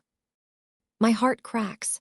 The ground beneath my feet undulates as I come to terms with this version of Lo, who apparently would take things I told him about my past and use them against me. You! I shake my head, stupefied by how much his words hurt, even when they cannot be true. You're just trying to push me away. Tell me, I order, stubborn all of a sudden. I feel like a bumbling mess, not myself. Every instinct screams at me to retreat, but this is an unacceptable, obvious lie. Tell me that you're not in love with me, I challenge, that you don't want to be with me. He doesn't miss a beat. I'm sorry, he says, dispassionate with a hint of condescension. Some pity, sorrow. I think you're very attractive, and I enjoy spending time with you. I enjoyed.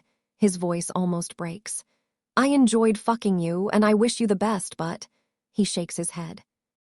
I open my mouth, hoping for a good comeback, only to find that I cannot breathe. And then the worst of it happens. Lo wipes the back of his hand where, if I could cry, a tear would streak my cheek.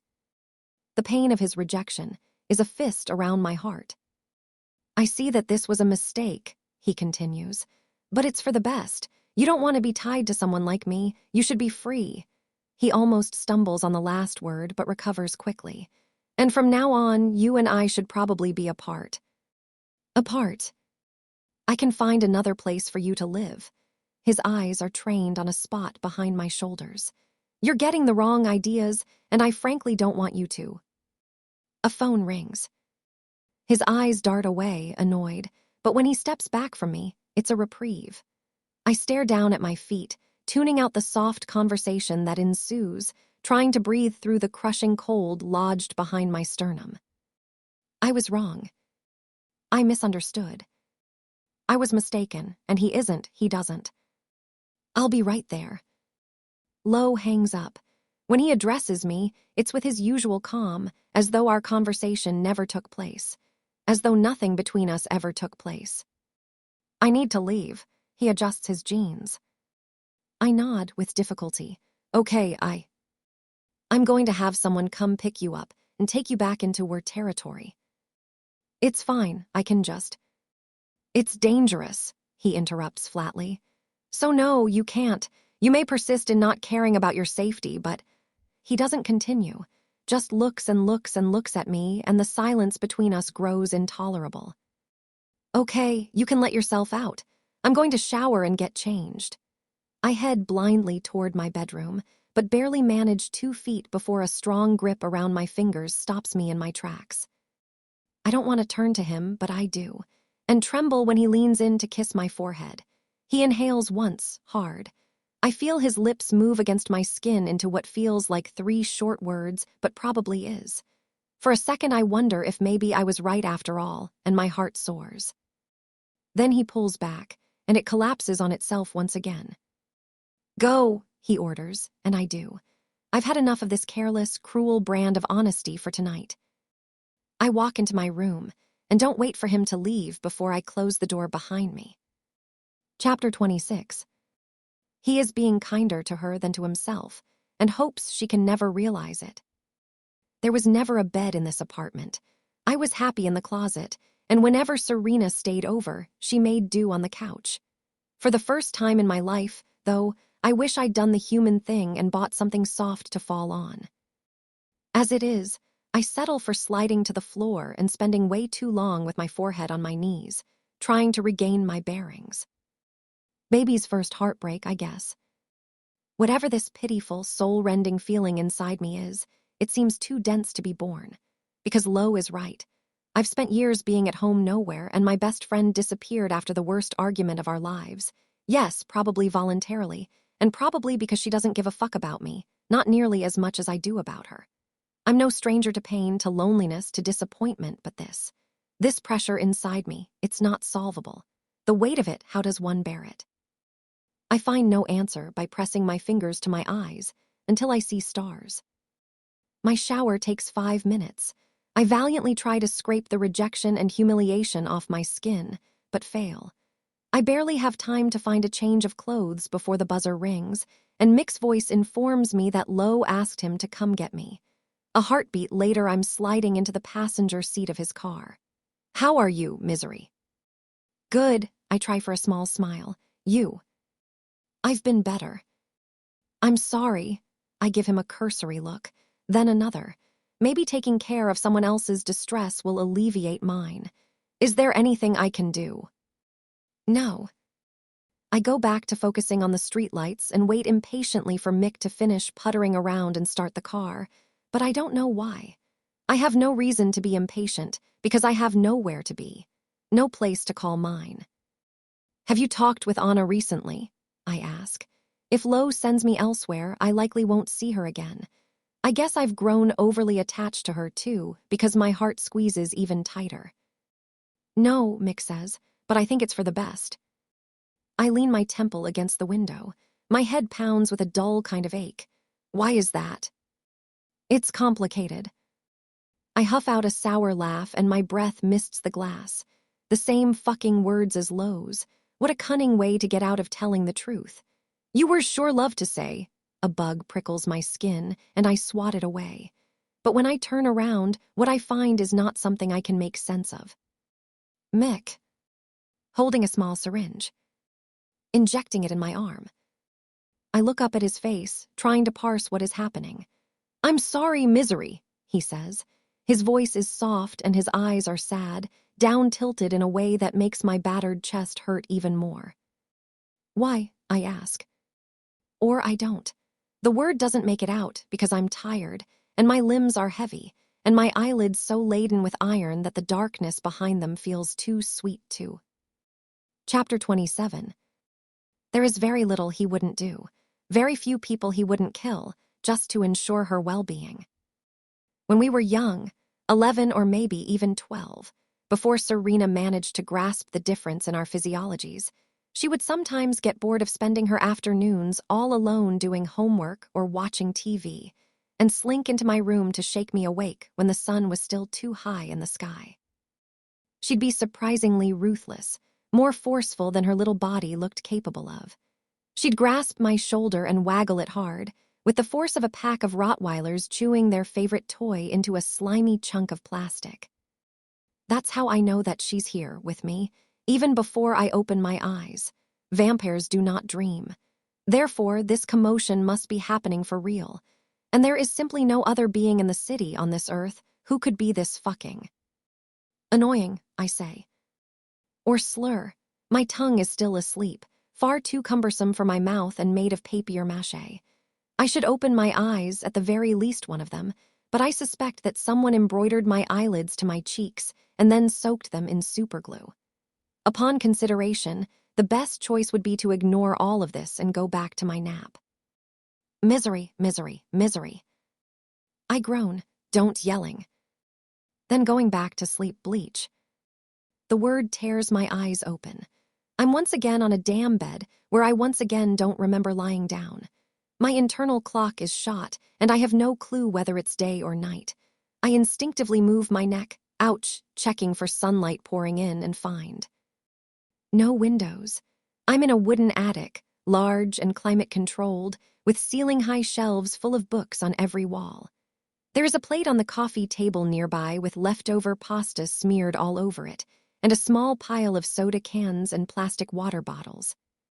I take an achy breath, feeling the drugs fade at a snail's pace. It's not day, not yet, not even close to sunrise. I must have been out an hour, 2 tops, which means that Mick didn't carry me that far. Mick, what the fuck, Mick? Must have decided to stash me with Serena.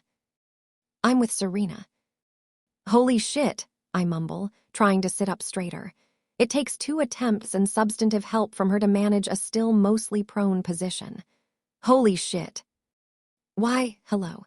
How lovely of my oldest and most treasured friend to join me in my humble abode. I'm your only friend, I cough out, wondering whether my brain is making shit up. Vampires do not dream, but they do hallucinate. Correct and rude. I smack my lips. This dry mouth situation needs to be addressed. Is this why humans and wers drink water all the time? What the fuck? Did they knock you out? I couldn't find a bump on your head. Drugged me, Mick did. Mick being the older were who deposited your lifeless body here like a sack of potatoes and brought me SpaghettiOs. Not lifeless. The thing about vampires is, you tend to look pretty lifeless. Shit, Serena, you know how long I've been looking for you. Her smile is commiserating. No, but if I may hazard a guess, I would say. She taps her chin several times.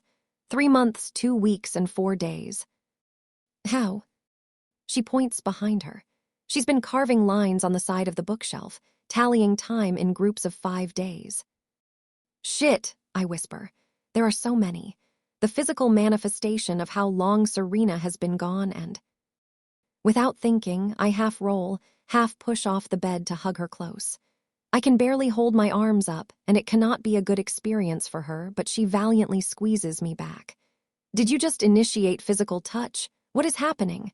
Did you start therapy while I was gone? I missed you, I say into her hair.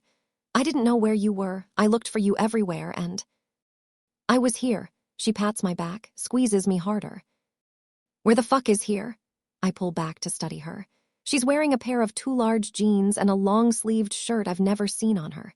She's soft and curvy as always, but the last time I saw her she had bangs and a bob that made it just past her chin, and her hair has now grown into a completely different cut. You look good. Her eyebrow lifts.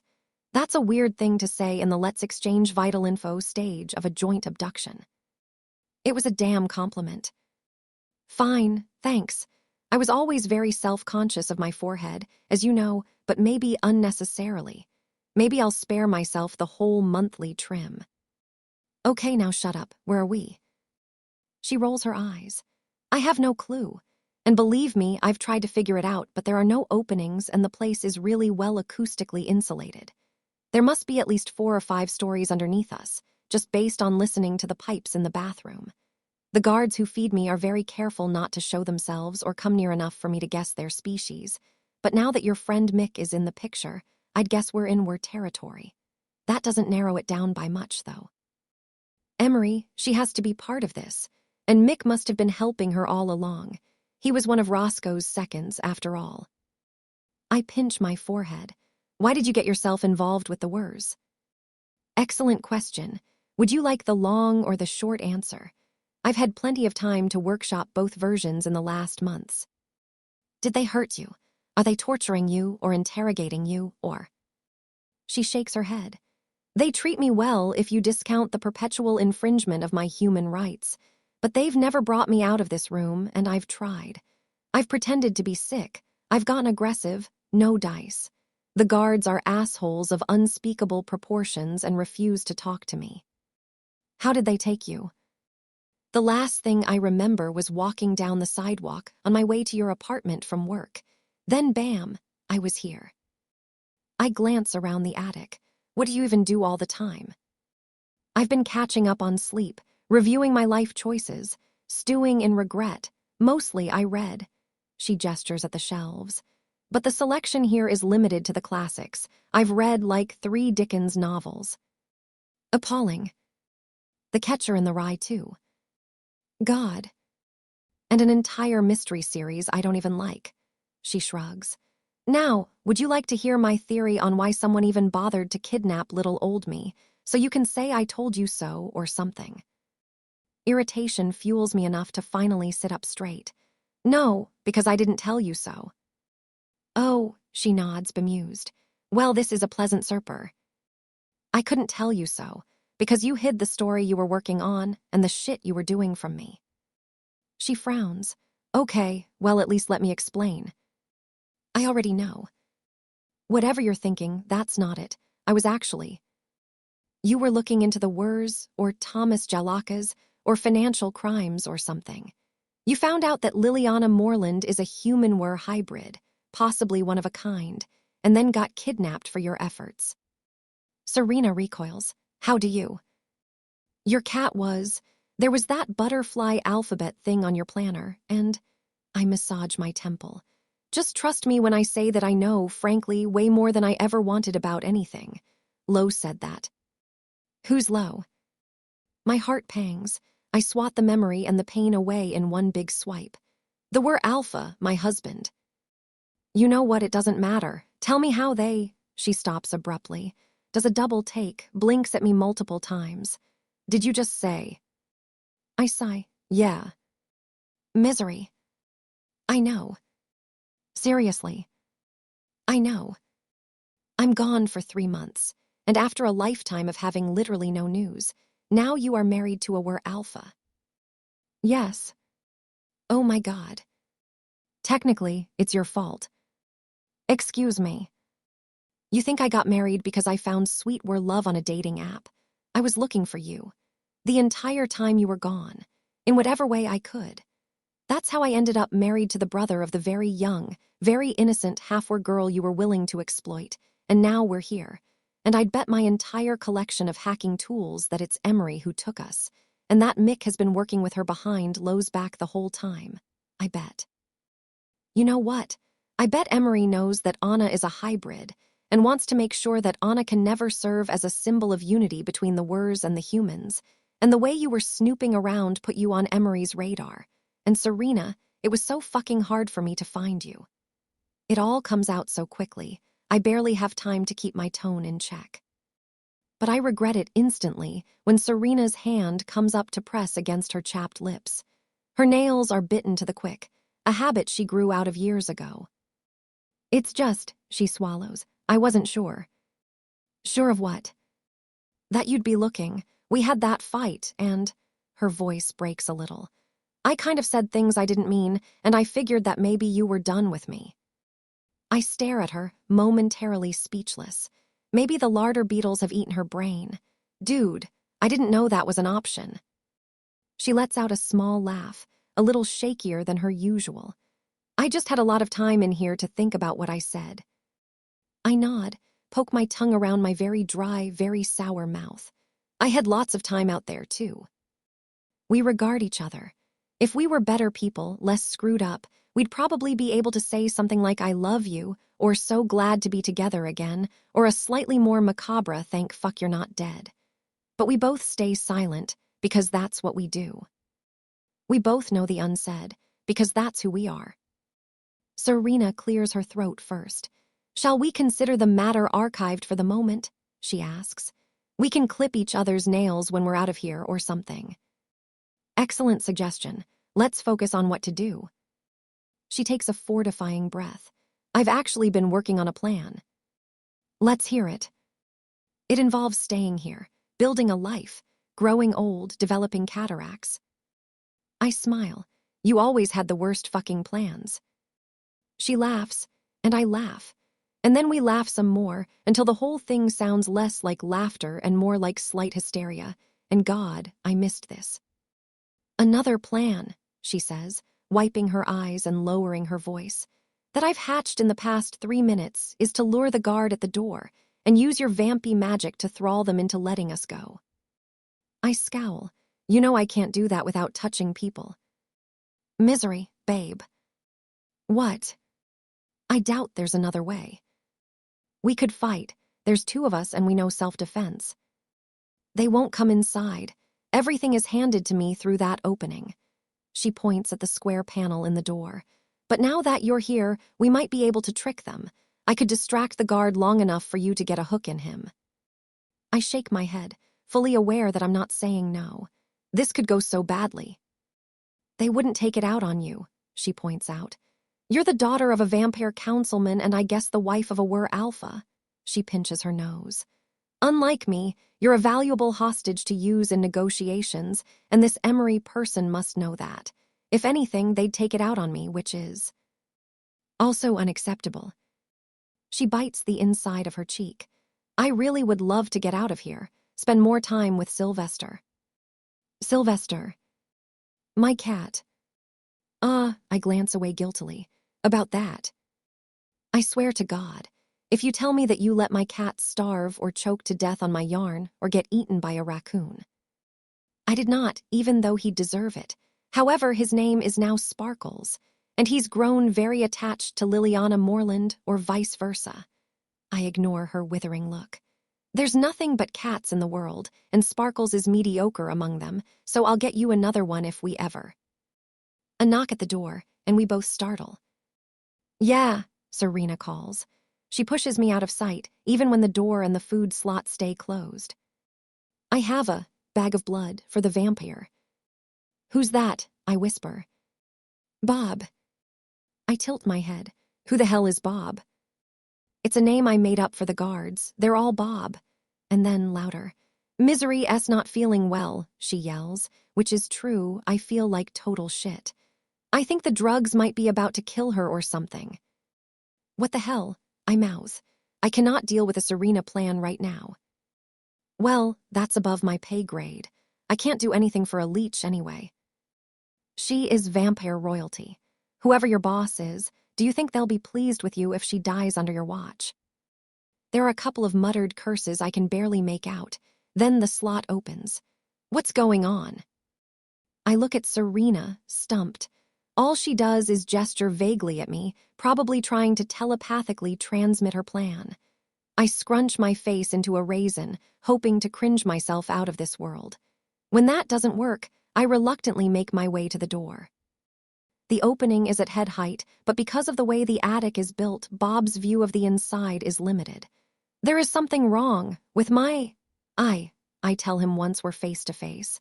He's a whir and looks younger than I expected. Too young to be doing this shit, just like Max.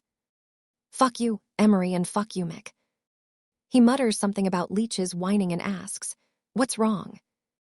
This, I sniffle and make an assortment of dramatic noises. On my right, hidden from Bob's eyes, Serena gives me the thumbs up, the most useless enabler in the world. You see. I can't see anything. He leans forward a little, but he's smart enough not to tilt his head into the door. Pity, as I'd have loved to punch him. Then again, that would leave me satisfied but still locked in here. It's just a regular purple eye. What am I supposed to notice? It must be a reaction to the drugs. You have to tell a physician, I say. Maybe too flatly, because Serena is miming something that can only mean up the histrionics. I could die. Die of what? Of this, you see? I point under my right eye, and he focuses on it, trying to find some abomination within.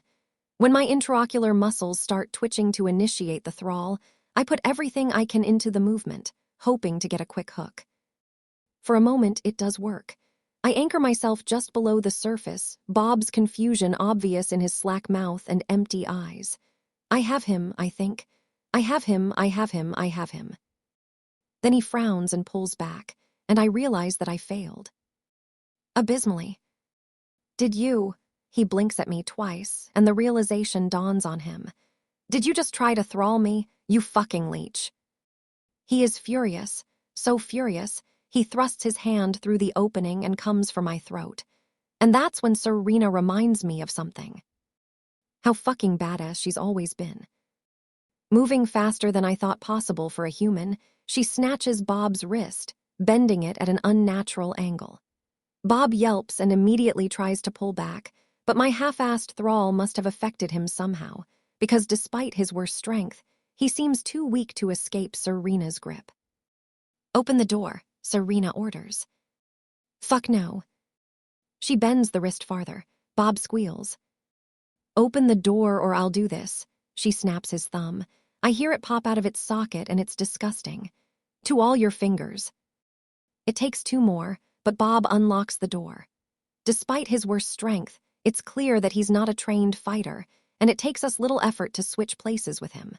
We're both winded and a little bruised, but once he's bolted inside, I turn to Serena to make sure that she's okay, and find her slapping her hand to her mouth and jumping in place. Maybe she's badass, but she's also incredibly dorky. My heart skips a beat at how fucking relieved and happy I am. She is here. She is fine. She is being unashamedly herself, even after I spent so long without her. Told you I couldn't do it without contact, I say. Bob screams at us to let him out, and Serena gives the security door a guilty look. Seriously. On the one hand, he's a dick. On the other, he did sneak me extra vanilla pudding once. I cannot wait to hear everything about this retirement home life of yours. She winces. Let's go. I don't think he had a phone with him, but I might have missed it. We run to the end of the hallway, only to find another locked door. This one looks pretty light. If we both throw our weight at it, we should be able to break through. At my 3, okay. Serena gives me a puzzled look, then takes a step forward, grabs the handle and turns it. The door opens. How did you know? I didn't. I did this thing, it's called checking. You should try it sometime. I clear my throat and brush past her on my way out, my chest squeezing at how much I've missed her. Not that watching you hammering your way through the whole thing wouldn't have been peak entertainment, but she falls silent and stops in her tracks. And so do I. We're both stunned into immobility because I had it right when I said Serena's cell was in an attic, but the building is much taller than we'd expected. There are at least 20 floors underneath us. This is a high-rise, one that's very familiar. Because I grew up in it. Is this the nest? Serena murmurs. She's been here only once, but the place is too distinctive to forget. I nod slowly. When I look behind me, I see that the door we just exited is painted the same color as the wall, near perfect camouflage. I don't get it. Bob was a were, right? I didn't get it wrong, did I? I shake my head. Bob's blood pumped much faster than a human's, and he definitely wasn't a vampire.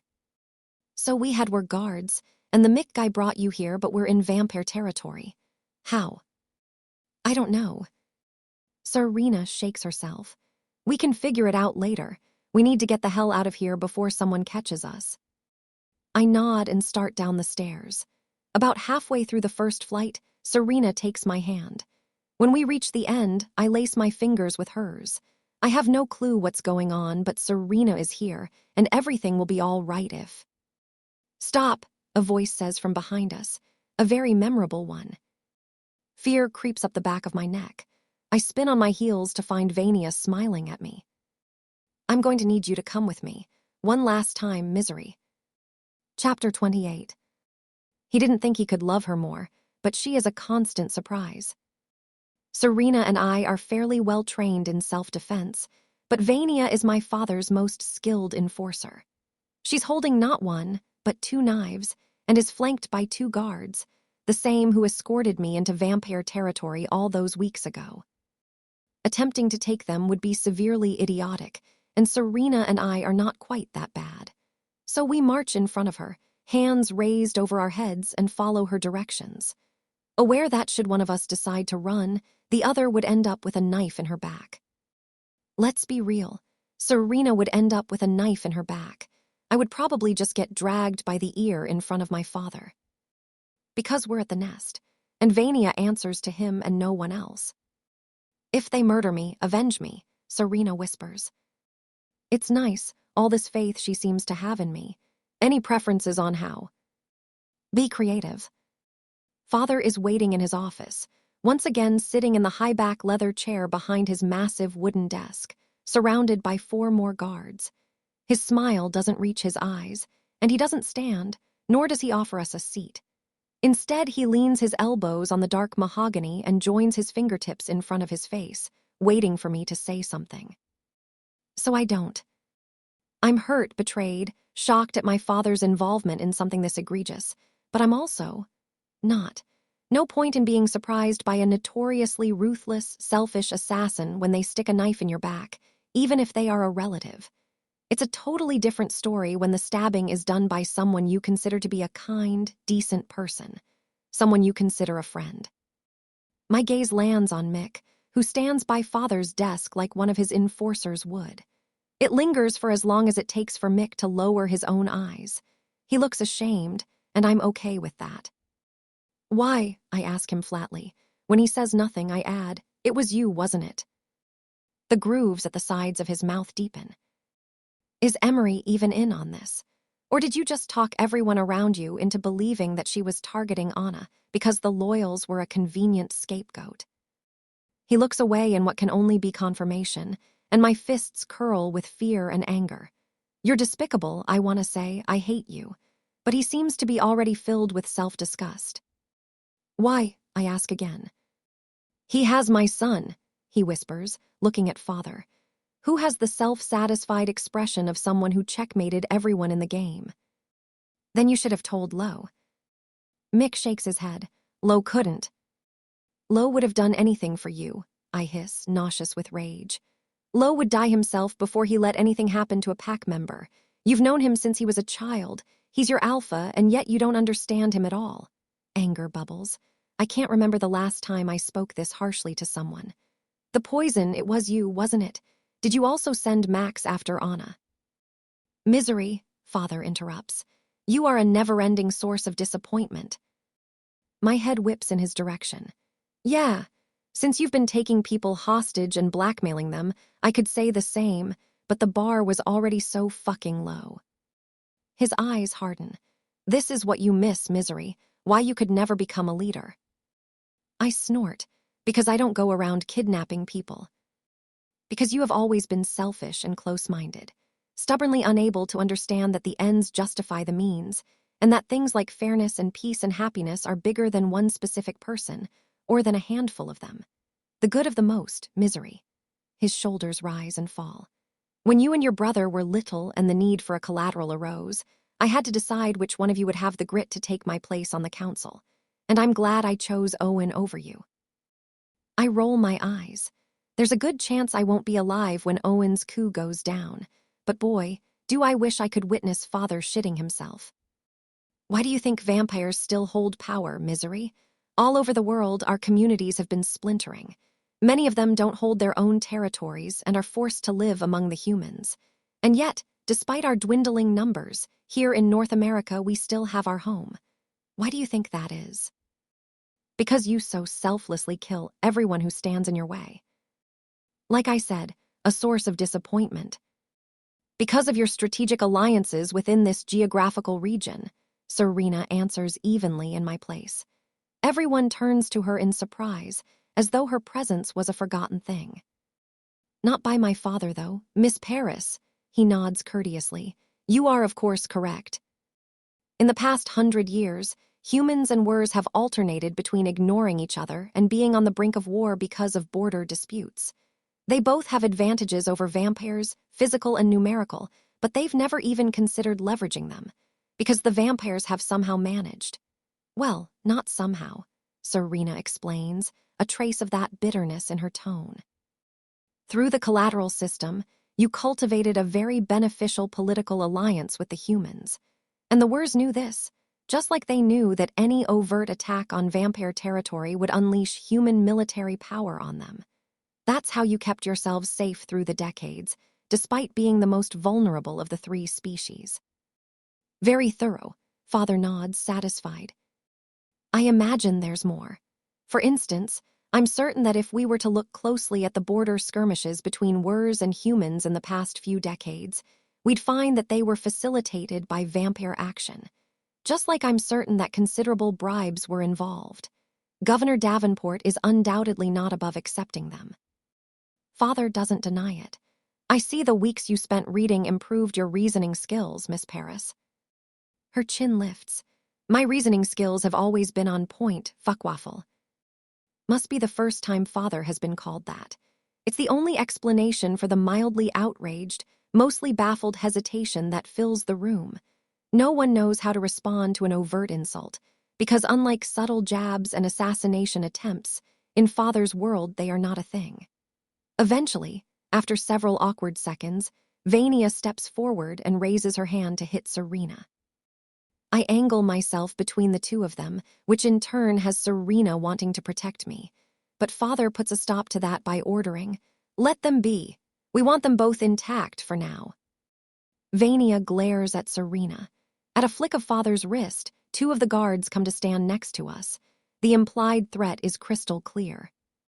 "I could have killed your friend, Misery, so many times. You know why I did?" he asks me. To spare my feelings, I answer, skeptical. That was a nice bonus, I agree, because no matter what you may think, I do not enjoy hurting you or taking things away from you. I was not happy to send my child off, although I doubt you'll ever believe that. But ultimately, no, that was not the reason. I can only assume that Miss Paris neglected to tell you why I was forced to take her then. She didn't have to tell me shit. I already know what happened. But when I glance at Serena, her eyes dart away, and that's when my stomach tightens. She was working on an article, I add, even though she won't return my look, and found out something she shouldn't have. So you really have no idea. That complacent, self-congratulatory smirk, I want to punch it off Father's face. Let me enlighten you. Several years ago, my dear friend Governor Davenport told me something he thought I might be interested in. Of course the governor is in on it, I sneer. Oh, you give him too much credit. Father waves his hand. He is in on it, sometimes. Over the years, I've gotten well acquainted with his mind. Thralling him, planting hooks in his brain has become easier and easier, practically traceless. He's been giving me much useful information, some of particular intrigue. For instance, when he told me about a young child who had been born of Wur and human parents. Anna, of course. The governor must have found out, perhaps from Thomas or maybe from... I turn to Mick again. Did you tell the governor? Oh, no, Father interrupts. You are mistaken, Misery. Mick wasn't part of this until very recently, and it was I who sought him out. I will take credit where it's due, even if you'll accuse me of being a heartless monster. It was my idea to use his son once we realized that the boy we had taken during a raid had ties to a prominent Wur. It was easy enough for me to thrall him. He even helped with guarding Miss Paris. What a thing to brag about, Father. Indeed, but it was quite a while ago that the governor told me about the half-Wur, half-human child. Over 2 decades, in fact. I stiffen. A wave of dread sweeps over me. There had been stories before, rumors of reproductive compatibility. If there's something humans are good for, it's breeding. Father stands, lips curled in mild disgust, and leisurely steps around his desk. But the stories came from other countries, and there was never any proof. Here, Wurs are insular and humans are cowards. Like Miss Paris said, they simply don't interact enough. But this child was very young. They were not being raised by their biological parents for several reasons. They didn't know about their origins or their questionable genetic makeup, but they appeared to have taken after their father. They presented as human, fully, which I must admit, made them less interesting to me. The implication of their existence was much less concerning. And yet, the occurrence was unique, and I decided to monitor the situation. It felt like the wise thing to do. He leans against his desk, drumming his fingers along the wooden edge. Something close to terror is beginning to stuff the inside of my throat. Where could a vampire stow a half-Wur child who presented as human? Human territory appeared to be the best option. But how? It seemed like an impossible predicament. And that's where I remembered that I, myself, had a child stashed away in human territory, and that she might enjoy some companionship. My heart thumps loudly against the confines of my rib cage. I tear my eyes from Father's and slowly turn to my right. I find Serena already looking at me. Her eyes are welling with tears. "Did you know?" I ask. She doesn't answer. The tears, though, start falling. "She did not." It's Father who responds, even though I'm rapidly losing interest in what he has to say. "I would know otherwise. Like I said, I monitored her for years. Even when your tenure as the collateral ended, nothing that she did set off any alarms. In fact, she seemed to have no interest in words at all. Did you, Miss Paris?" He smiles at Serena, and the hatred in her glare could burn him as viciously as the sunlight. He ignores her and turns to me. "She was all about financial journalism, or something or other. I must say, our vigilance lapsed for a few years. The girl had grown into a promising, if very human, young woman. Sometimes she'd disappear for a few days without warning, but that's the youth's. Carefree, adventurous. I never suspected that it might have something to do with her genes. Until—" "I despise you," Serena hisses. "I would expect no less. Human-were hybrid that you are well predisposed to, and I do not blame you. But the sloppy way you went about it when your were half began emerging and you decided to research your parents, that certainly is your fault. You went around asking questions, stuck your nose into every nook and cranny of the Human-were Bureau. You made it outrageously clear that something was changing in you and that you were looking for guidance." His tone is scolding. More than anything Father has ever said to me, it makes me want to punch him. In hindsight, it all made sense. The fact that most of your trips and disappearances were timed with the full moon. You needed to be outside, didn't you? The urge to be in nature became so irresistibly strong, You know nothing," Serena spits out. "But I do, Miss Paris. I know your blood work was all over the place. I know your senses became almost unbearably acute, so acute that they exceeded your human doctor's ability to measure them. I know that you underwent genetic testing, and the results came back as though the sample was contaminated 3 times. I know that every full moon you felt like you needed to crawl out of your skin, and that one day you cut through the flesh of your forearm just to see if your blood had turned green overnight. You were that far gone, suspecting that something inside you was very, very different." Serena's jaw clenches. "How do you even—" "Some of it I discovered once we started surveilling you assiduously. Most of it, you told me." "No, I would never." "But you did, when I thralled you on the first day you got here." Serena's mouth drops open, and the weight at the bottom of my stomach sinks heavier. "I made sure you wouldn't remember. You may have been thralled before by misery, but like everything else about her culture, my daughter was never properly taught." He appears amused by Serena's horrified expression. "And you know what else you told me? You were, tragically, unable to find out who your own parents were and to ascertain whether one of them was a were. However, once you started digging and using your considerable investigative skills, you heard about Thomas Jalakas.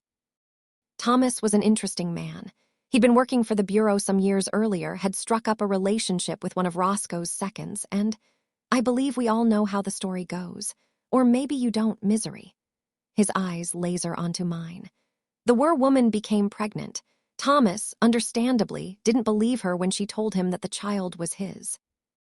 The relationship ended, and career politician that he was, I doubt he thought about his former lover much in the following years. Instead, he steadily rose through the ranks. Then, about a year ago, he went back to the Human-were Bureau, this time as director. The security clearance that came with it gave him access to several intelligence reports, and he grew curious about the fate of his former paramour. He searched for her name and came across a very interesting picture. The most infinitesimal movement of Father's finger, and one of the guards activates the monitor on his desk. She swipes the touch screen a few times, then turns it in my direction.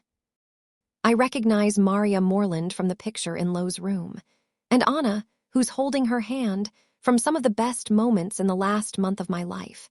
They are sitting on the lakeshore, feet submerged in the water. It's a candid photo taken from a distance, similar to something the human paparazzo would produce. The child piqued his interest. Earlier tonight you confronted Arthur Davenport, so I assume you already know how much the child resembles her biological father. Thomas now had very strong suspicions that hybrids were possible, so he decided to bring the knowledge to Governor Davenport. And the governor had Anna's father killed, I conclude. Anna, Liliana Moreland. As a matter of fact, he did not, but he did recognize that the allegations could prove very dangerous. His solution, admittedly a poor one, was to remove Thomas from his position as the head of the bureau and give him a far more prestigious one. Thomas should have been pleased. Instead, he became obsessed with finding out more about his daughter. He brought attention to himself, and several months later, word reached Miss Paris that someone else had been asking the very same questions she had been. When they set up a meeting, I finally knew I had to intervene. So, no, Misery. It wasn't the governor who eliminated Thomas Jalakas, or it was, but only in the sense that I thralled him to think that if he didn't, his embezzlement peccadillos would be unearthed. Just like Emery and the Loyals were a convenient candidate for Lowe's suspicions when we were forced to attempt to take Liliana. Mick was very helpful with that. You weren't forced to take Anna or Serena. You chose to do it. He sighs as ever let down by me. Sometimes we become more than who we are. Sometimes we become symbols. And that's something you should be well aware of, Misery. After all, you spent most of your life as a symbol of peace. If anything, I symbolize the utter lack of trust between humans and vampires, I retort. People like Miss Paris here and Liliana Moreland, he goes on as if I never spoke, are dangerous. All the more if they share the traits and talents of both their species. For now, neither of them is able to shift, but they might still transcend themselves and become important, powerful symbols of unity between two peoples who have been senselessly at odds for centuries. And that would leave you defenseless in the region and drastically reduce your influence, Serena murmurs, icy cold. I wonder how she can be so calm. Perhaps I'm feeling both our angers. Maddie Garcia won the human elections, didn't she? She knows she holds all the power, and she's refusing to meet with you because of the way you've been puppeteering Governor Davenport for decades. Miss Paris, I wish some of your political acumen had rubbed off. Maybe my daughter would stop looking at me as though I am a villain for acting in the interest of my people. Oh, fuck off. I glance around at his enforcers, hoping at least one of them is seeing the vileness of this. They remain statue-like and betray no emotions. You didn't put this through a vote. You didn't inform anyone of your decision. Do you really think that most vampires, or even the Dam Council, would be okay with you going about killing and abducting people? Our people are accustomed to a certain degree of comfort. Few of them bother wondering what goes into providing it.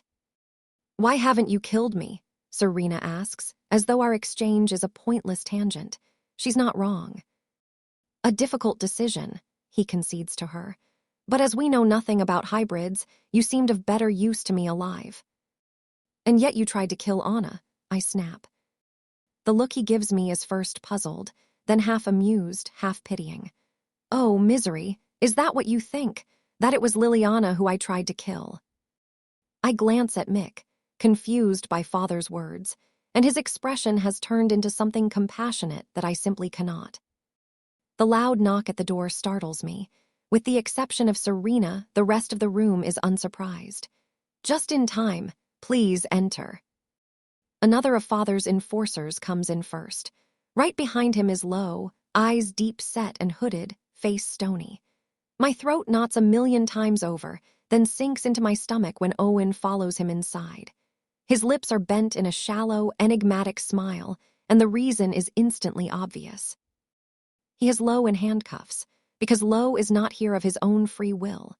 He glances around the room, taking stock of my father, of all the enforcers, of Mick. He doesn't allow any feelings to seep through, not even when his oldest second, his father figure, bends his head in the customary salute. Then his eyes reach me, and for a split second I see every emotion in the observable universe pass through them. After a heartbeat, we're back to nothing. My brain frantically tries to catch up. Did Owen lie about wanting to take over father's seat? Was his help with Serena a lie? Lo, father's voice is nearly welcoming. I was waiting for you. I don't doubt it, Lo replies. His deep voice reverberates in the large room, filling it in a way a dozen people hadn't managed. It appears you had a plan all along, Councilman Lark. Not all along. You know, you are a very hard man to thrall. I tried during our only meeting alone after the marriage ceremony. Usually I'll be able to hook into a whir or a human in a matter of seconds, but with you, it simply didn't work. How frustrating. He sighs and points to Mick. I told myself that it didn't matter. I had infiltrated your inner circle anyway, and yet I still was unable to get my hands on your sister. And now that you've hidden her, I have been unable to find out where. I simply never managed to get any real leverage on you, until now. He smiles at Owen. Thank you for bringing him to me, son. I certainly consider this proof of your loyalty. Owen's eyes shine with pride. I clench my teeth. Lo is never going to give you Anna. A month ago, I would have agreed with you, but Mick explained a few things to me, including what his reaction to you at the wedding meant, the concept of mates. Father comes to stand in front of me, one hand clasping my shoulder. Your usefulness truly knows no bounds. You are unbelievable. I shake his touch away, disgusted. Am I? Yes, and mistaken. I lean forward, taunting him, suddenly powerful in the heartbreaking knowledge that he's wrong. I'm not Lo's mate. Whatever leverage you think you have, it's not. Is she not Lo? Father asks, suddenly louder. He's still holding my eyes. Your mate. I stare back, waiting for Lo's answer, waiting to see the disappointment in my father's eyes, hoping it'll make the one I experienced earlier tonight less bitter. But time ticks on by, and Lo's reply just temporizes, hangs back, hesitates, and never comes. When I turn to him, he's at once blank and profoundly, indelibly sad. Tell him, I order, but he still doesn't speak, and it feels like a slap to my face. My lungs seize, and suddenly I cannot breathe. Tell him the truth, I whisper to him. Lo runs his tongue over the inside of his cheek, and then presses his lips together in a small, sad smile. Something inside me trembles. Now that it's settled, Father says dryly. Lo, Mick informs me that no one but you knows where Liliana is hidden. I want her, don't worry, not to dispose of her, just like I didn't dispose of Miss Paris when I had the opportunity. He stops to give Serena a small smile, as if expecting gratitude. I envision her spitting on him and being promptly murdered by 3 enforcers. All I want is assurance that humans and Wurs won't join forces against the vampires, and that starts with not giving them a reason to believe they're more similar and compatible than they thought. Father turns to Lo one last time. Make arrangements to hand over your sister. Lo nods slowly, and then asks with a genuinely curious tone, and I would do that because your mate will request it. Lo exhales a silent laugh. You know my mate very little, if you really think she would request anything like that. Lo doesn't get a verbal response. Instead, Father reaches forward. He moves so fast, the air shifts with momentum, and the next instant something cold, shiny, and very sharp appears next to my neck. He's holding one of Vania's knives, to my throat. Lo, Owen, Serena, even Mick, they all attempt to reach for me, but are restrained by Father's enforcers, and when the tip of the blade grazes my skin, they stop at once, with equally terrified expressions on their faces. The silence that follows is overstrung, filled by loud heartbeats and heavy breathing. No, Father says calmly. The hand holding the knife is steady. In normal conditions, she wouldn't ask, but what if she had to choose between her life or Liliana's future? What then? He's bluffing. He's not going to kill me, I tell Lo, hoping to reassure him. He remains expressionless and certainly doesn't seem relieved. The opposite, perhaps. I wonder if he already knows what's to come. Won't I? I did have you poisoned. Oh, don't make that face. Yes, the poison was for you. I was hoping that the pain of losing a mate would distract Lo enough for me to take Liliana. But Mick mixed up the doses, didn't he? It made me angry enough to take it out on his son. And after that, Lo was smarter than to trust anyone. He moves even closer, his eyes a dark purple that's nearly blue. Whatever was left inside me that bound me to my family, already cracked and battered, finally splinters. I have sacrificed you before and I will do it again, my father tells me. There is no remorse in him, no conflict. For the good of the vampires, I will not hesitate. I laugh full off disdain. What a fucking coward you are. I should feel cornered, but I'm just angry. Angry on behalf of Anna and Serena, of myself, angrier than I thought possible. And then there's Lo, and the way he's looking at me. His calm fear, like he knows that nothing about this could ever end well. Like he's not certain what he'll do with himself afterward. I'm sorry, Lo. I wish we had more time. Watch your language, Father admonishes lazily. The blade nicks my skin. The single purple drop of blood sliding down my neck has Lo thrashing to free himself, but the restraints Owen put on him hold. You love to purchase the good of the vampires by paying with the lives of others, don't you? I taunt Father. Only a coward would put others in front of himself. I will leverage what I can. Well, I won't. I'm not going to ask Lo to choose me over his sister. But there is no need, is there? Father turns to Lo. What do you think, Alpha? Should I murder her in front of your eyes? I hear that wers who lose their mates can sometimes go insane, that there is no greater pain, he adds with relish. Don't be in pain, I think, staring him in the eyes over the glint of the blade. Whatever happens, don't be in pain over me. Just be with Anna and draw and go on your runs and maybe think of me sometimes when you eat peanut butter, but don't be in. Misery, Serena's voice interrupts my thoughts. And then she says something else, something garbled and nonsensical that my brain takes a second to untangle. The enforcers look at each other, equally confused. Father frowns. Owen tilts his head, curious. But she's not speaking in tongues. There are real words. He's wrong. That's what Serena said, in our secret alphabet.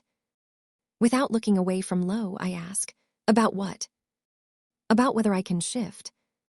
I don't immediately understand, but the corner of my eye catches a burst of movement. Her hand. No, her fingers. Suddenly, her nails are long. Unnaturally long. Newly long. I take a deep breath, mind racing. Very well, Father, I say. I hold Lo's gaze, hoping he'll get this. Since you're going to have to kill me if I may have some last words with my mate. I swallow. Lo's several steps away from me and his eyes are. It's impossible to describe them, not with words. Lo, you are the best thing that ever happened to me, and I would never ask you to put Anna before me. My voice is little more than a whisper, and if you ever put someone else before her, I'd love you a little less. But when you see her next, since I probably won't, will you give her a message from me? Tell her that she's as annoying as Sparkles. And that thing she isn't able to do, she shouldn't be sad about it, because she'll grow into it. And she'll definitely be able to do it by the time she's 25 or so. Lo stares at me, confused, until the meaning clicks for him. His eyes dart from mine to Serena S., and I wish I had time to savor how incredibly wrong and fucked up and just odd this is. The two people who make up my entire universe, meeting under these ridiculous circumstances. I hope one day the three of us will be able to laugh about this moment. I hope this is not the end. I hope that even if I'm not around, the two of them will be there for each other. I hope. Serena nods. Lo nods. Understanding runs through them like a current. Now, Lo whispers.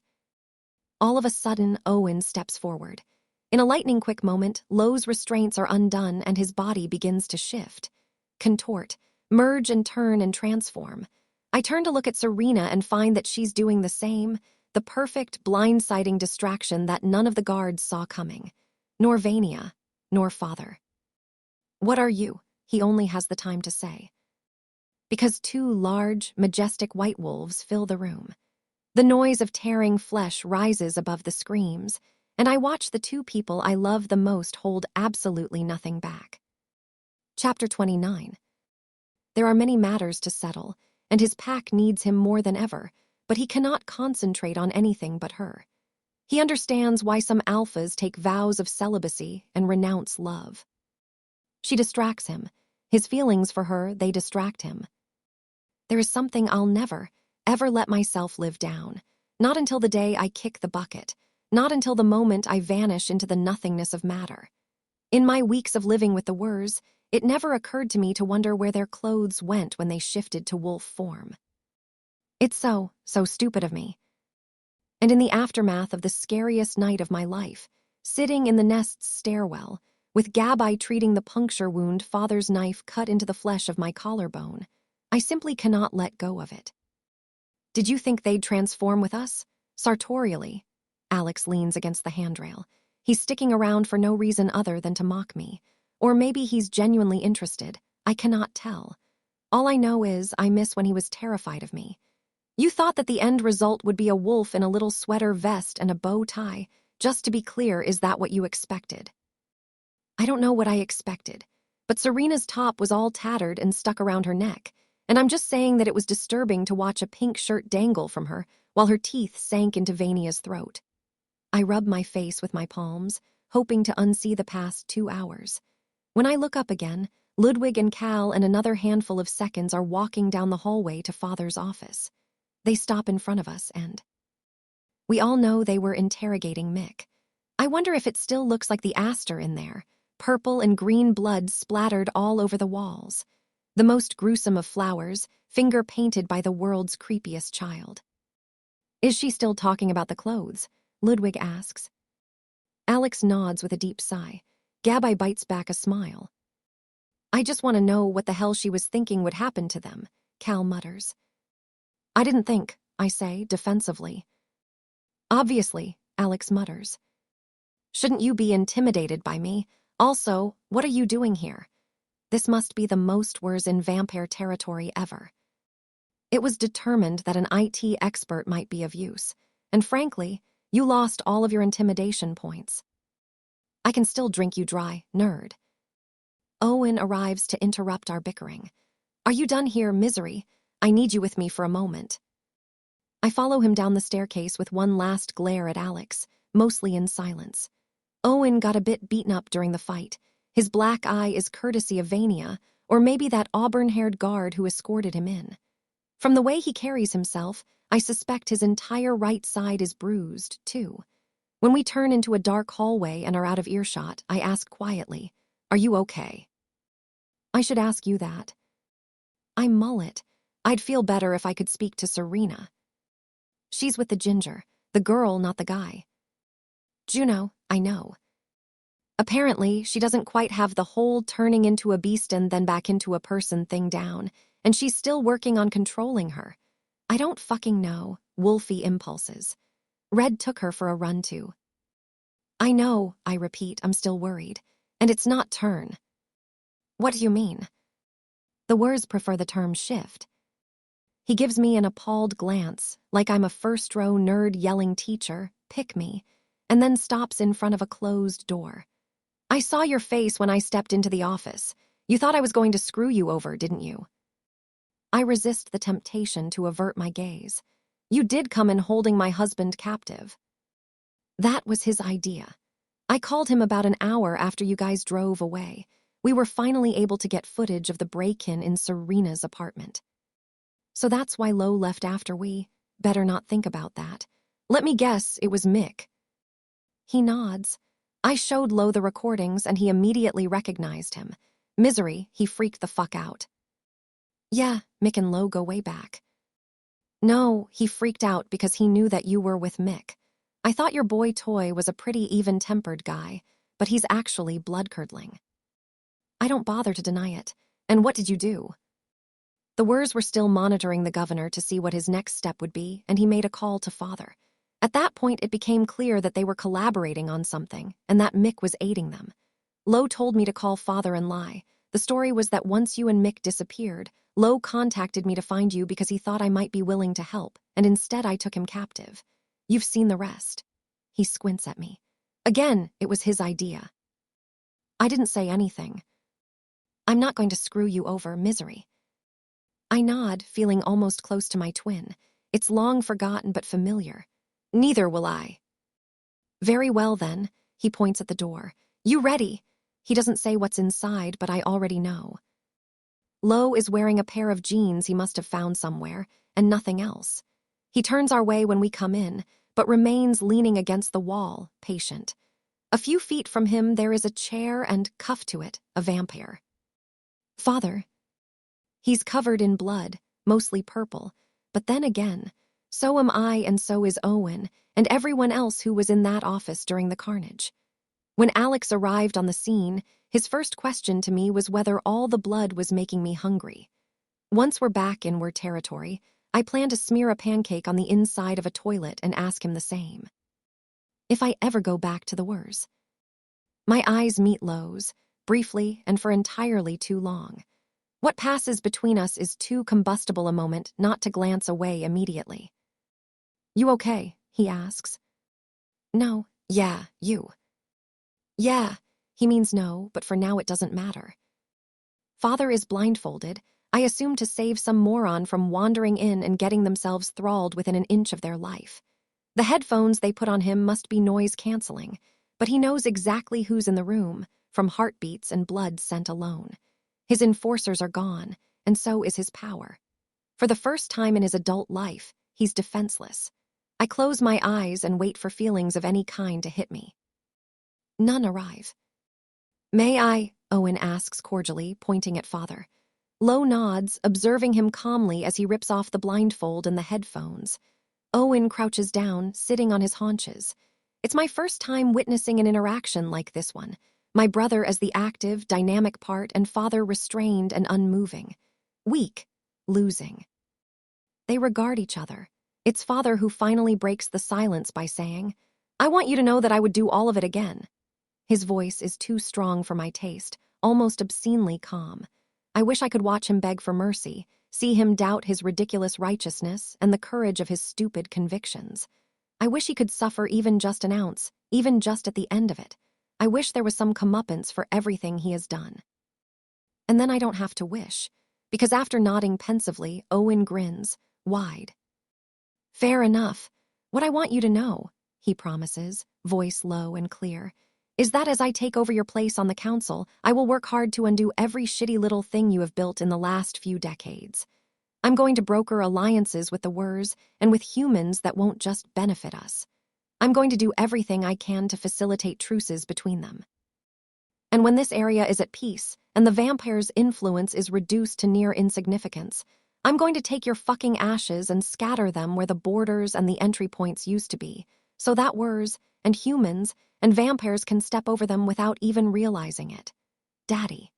He smiles once more, ferocious, scary.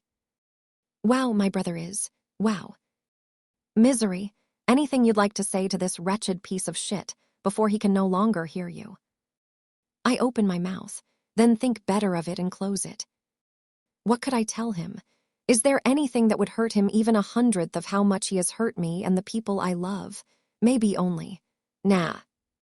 Owen chuckles, and Lo's expression is at once tender and amused. Father doesn't give us the satisfaction of thrashing around, or yelling insults, or relinquishing control in any way. But his eyes meet mine before disappearing behind the blindfold. There is a defeated tinge to them, and I tell myself that maybe he knows. I will think of him as little as possible, for as long as I can. "What would you like me to do with him?" Lo asks once Father can't hear us. The question should be directed at Owen, but he's very much looking at me.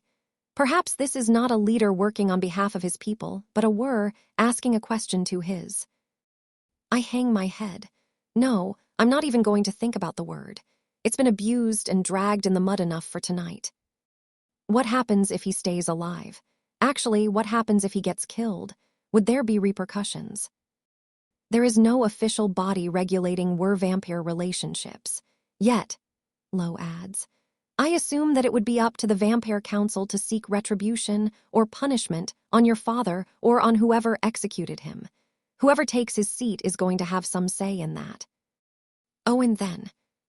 They share a glance, and after a split-second hesitation, Lo says, "Or you." Shockingly, Owen nods, and then they both look at me expectantly. "You guys think I want to be part of the council?" Lo says nothing. Owen shrugs. "I don't know, do you?" A laugh explodes out of me. What is this? Father decided I'd be his successor decades ago. Owen looks dead serious. I think we should stop doing as he says. Are you saying that if I want that seat, you'll hand it to me? He rolls his lips over his fangs. I wouldn't be happy about it, and I'll warn you, our people would not like it. But they'd have to acknowledge you've done far more for the vampires than any of them, and eventually they'd make peace with it. I didn't know Owen could be this sensible. I find it so mystifying. I actually stop and allow myself to consider the idea of a world where I can truly be at home among the vampires, if only because I am their duty-bound leader. I wouldn't be alone, wouldn't be rejected, wouldn't be constantly out of place. The appeal of it is low to non-existent. Honestly, fuck the vampires. What you said earlier, I tell Owen, about working with the Wurs and the humans, you meant it, right? You weren't just fucking with Father. Of course, he scowls, indignant. Lo and I are basically best friends. Lo's puzzled frown doesn't quite broadcast best friendship. Owen snorts. Thank you for the vote of confidence. It's truly inspirational to know that the Wur Alpha and his bride, who also happens to be my goddamn sister, think that I'd be a great leader. Truly the support system of champions. Assholes. I smile. Lo's lips twitch up, too. Our eyes catch, and it feels even more menacing than before, a dangerous storm coming, like a current buzzing up my spine and water after a drought. It's frightening, this thing between us. I need to interrupt it. I have questions, I hurry to say. Where is Mick's son? Owen and I have several people looking for him, Lo says. He rubs his hand across the back of his neck, looking pained. And Mick, what's going to happen to him? His face sets. I'll let you know when I decide. And Anna, my father. Never knew where she was. She's safe. Relief floods through me. I'm glad. She'll be back as soon as the situation is resolved. Anything else you need to know? I press my lips together, wishing this was the time and place for more questions. Wishing we were alone. Am I your mate? Is it okay if it doesn't matter? Is it okay if I want to be? How much of what you said, what I said, what everyone said was real? Some of it must be, right? No, I glance at Owen. He's either unaware of how much I'd love for him to leave us alone or doesn't care. The latter, probably. You still haven't told me what you'd like me to do with your father, Lo says softly. I glance at the chair. Father's posture is as impeccable as always, but with his pointed ears hidden by headphones and his white hair slightly mussed, he could almost pass for human. How the mighty have fallen. Maybe I'm truly horrible. Maybe he deserves it. Maybe it's a little of both. Still, I say, I don't care, I leave it to you too. When I walk past Lo, the back of my hand brushes against his, and a shiver of undistilled warmth travels up my arm. I grip the door handle, still feeling his heat in my fingers. Without turning, I add, unless the need arises, feel free to never tell me what you settle on. I fall asleep in my childhood bedroom, which is the weird cherry on top of the weirdest fucking night. In the month leading up to my wedding, I was often at the nest, but never in here. In fact, I haven't been here since my brief stint back in vampire territory after graduating as the collateral. The place is fairly clean, and I wonder who's been dusting the empty shelves or changing the light bulbs, and on whose orders. I open empty drawers and unused closets. About an hour after the sun has risen, I go to sleep. My bed is vampire style, which consists of a thin mattress on the floor and a wooden platform about 3 feet above it, ideal for protection from the light. A tipped-over coffin, basically. Serena said the first time she saw it, and I still hate her a bit for it. But it's deliciously comfortable, and I bemoan the fact that I could never find anything like this in human territory, let alone among the Wurs. Then, before I doze off, I wonder whether that's even relevant. What will happen to me next? With Owen ascending, will there even be a need for marriages of convenience between our people? No, so maybe I'll go back to my own apartment and pen testing. But I'd walk into the sun before working with what's-his-face, Pierce, yeah, before working with Pierce again. So I should probably refresh my CV and... I wake up 40 minutes before sundown, with a body next to mine. It's warm, very soft, and everything about it screams familiarity. Get your own bed, bitch, I say groggily, turning to Serena. Never.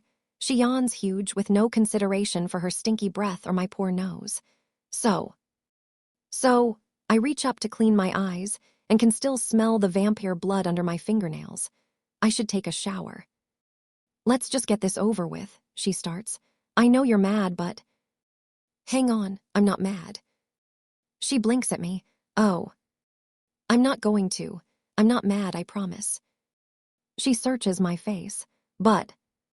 No buts. But. Nothing. But. For fuck's sake, I told you. Misery, but. I press my fingers into my eyes until golden spots appear. God, I hate it when people know me. Just, why? Why what? Why didn't you tell me? She bites the inside of her cheek. Right, so, I kind of kept an unhinged number of secrets from you in the past year or so, and I'm not sure which one you're referring to, so. The big one, my tone is flat, that you're actually, another fucking species. Oh, she scrunches her nose. Right, well. I thought you trusted me. I assumed you felt you could tell me everything and our friendship was unconditional, but maybe. I do trust you, she flinches, then massages her forehead with the palm of her hand. I wasn't sure, at the beginning especially my body was being so weird and there were these odd sensations and it seemed bonkers. I wasn't sure whether I was having delusions and it felt like the precise type of thing that I should avoid thinking about and just pray would go away. And then, when I really started suspecting. Well, for one, you guys hate words. I gasp, mortally offended. I don't. You make jokes about them all the time. What jokes? Come on. They run after mail carriers, are obsessed with squirrels. There was that night we met that wet dog that stank so bad. It was a joke. I had never even smelled a whir at the time. Yeah, well, she takes a deep breath. My blood is red, and when your father took me, I still wasn't able to shift. I wasn't sure. At that point, all I knew was that something weird and terrible and amazing was happening. And I swear, misery, all I kept thinking about in the past 6 months was, what if I die? What if this thing inside me kills me? What is misery going to do then? Am I going to drag her with me? Am I going to be the reason my sister, the person I care about the most, the only person I fucking care about, will die because of this weird codependency of ours? And I reach out, closing my hand around hers, like we used to when we were kids. Serena slows down, stops. Then, after a few moments, she continues, and her voice is much quieter. In the last 3 months, I had lots of time, obviously. And there was a surveillance camera in the attic, but it had several blind spots. Before, I had felt like I needed information. I had researched the possibility that I might be a whir or something else altogether, like I would normally research an article. But once I was alone, all I could do was research myself, try to feel it, and I practiced. Shifting is like flexing a muscle, except that the muscle is also in the brain. And I still don't really understand what's up with me, and what about me is whir or human, but... She takes a deep breath. Another, and I squeeze her hand. So, she's not crying, but I can hear the tears in her voice. Can you once again be my only good friend in the whole fucking world, Bleach? I smile. Then laugh. Then she laughs. You talk like we ever stopped. She is crying now, and I'd be too, but I can't. Instead, I scoot forward, bumping into a million different elbows, and hug her. She hugs me back tighter. You can be whatever you are, and you'll still be my friend. And I won't ever have any issues with you being a whir, I say into her hair, which is matted with soil and God. This baby wolf needs a bath just as bad as I do. In fact, I think I might be in love with one. Chapter 30. It could have been anyone who was sent to him, any vampire, and yet it was her. A roll of the dice. The luck of the draw. I don't see low for the following 3 days. Or I do see low, several times, constantly even, but it's never low, the guy who hung out with me on the roof and drew me baths and once pulled back my hair to stare at the tips of my ears and then mouthed pretty to himself. It's always low the alpha, discussing urgent matters, shuttling between whir and vampire territory with Cal and another gaggle of seconds in tow. Conferring with Owen and Maddie Garcia in closed-door meetings I don't care to be part of but find myself wishing I were. Serena and I are attached at the hip, surgically, like we're 12 again and figuring out trigonometry together. We go on long, comfortably silent walks at dusk. We make jokes about the fact that she can grow fur on her elbow at will.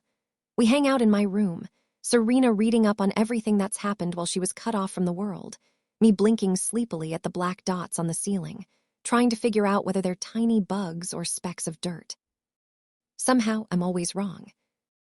We have good genetic testing registries, Juno tells us when she comes over to chat with Serena. We can work on figuring out who your were parent was, at the very least, what pack and huddle they came from. Serena looks at me, searching, and my first instinct is to encourage her. Then I see her throat jerking fitfully, once and then again. Maybe you should take some time to think it through, I say, and she nods in relief, like she needed my permission to even consider it. It's not like her, the indecision. Then again, Serena is not like her anymore. Serena was held alone in a windowless attic for months, and that's after she started getting an inkling that maybe she was another species.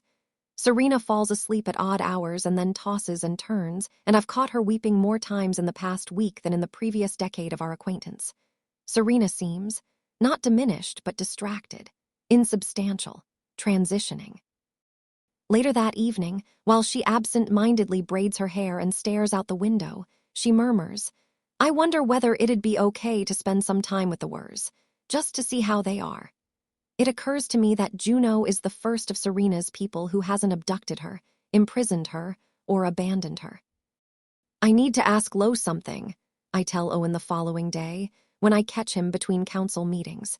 He's staring at the touch screen in Father's office with a deep frown. The bloodstains haven't been taken care of, or maybe they have, and the near black marks are permanent mementos.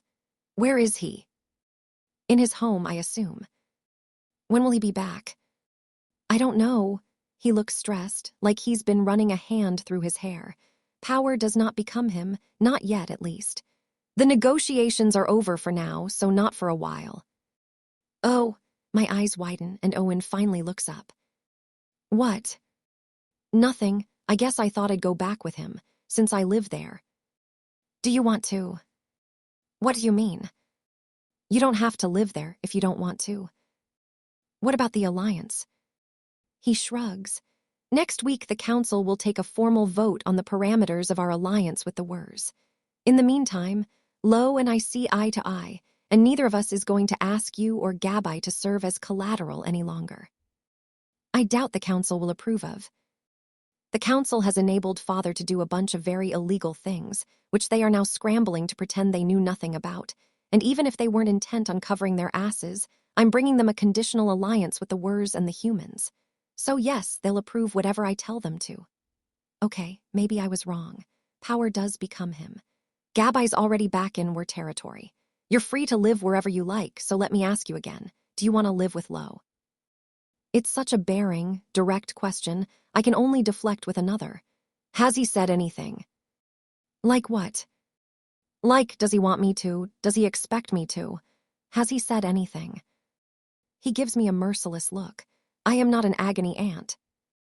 I tilt my head. You look like it, though. Get the fuck out of my office. I step out to avoid the paperweight he's eyeing. Then I realize I never got what I came for. I make an executive decision, retrace my steps, steal Owen's car keys, and a few minutes later Serena and I are on the road, crossing the bridge as a pallid sun sets behind the oaks. I don't have any diplomatic paperwork on me, but when I declare my name, the Were at the checkpoint puts me through the face scanner and lets me through.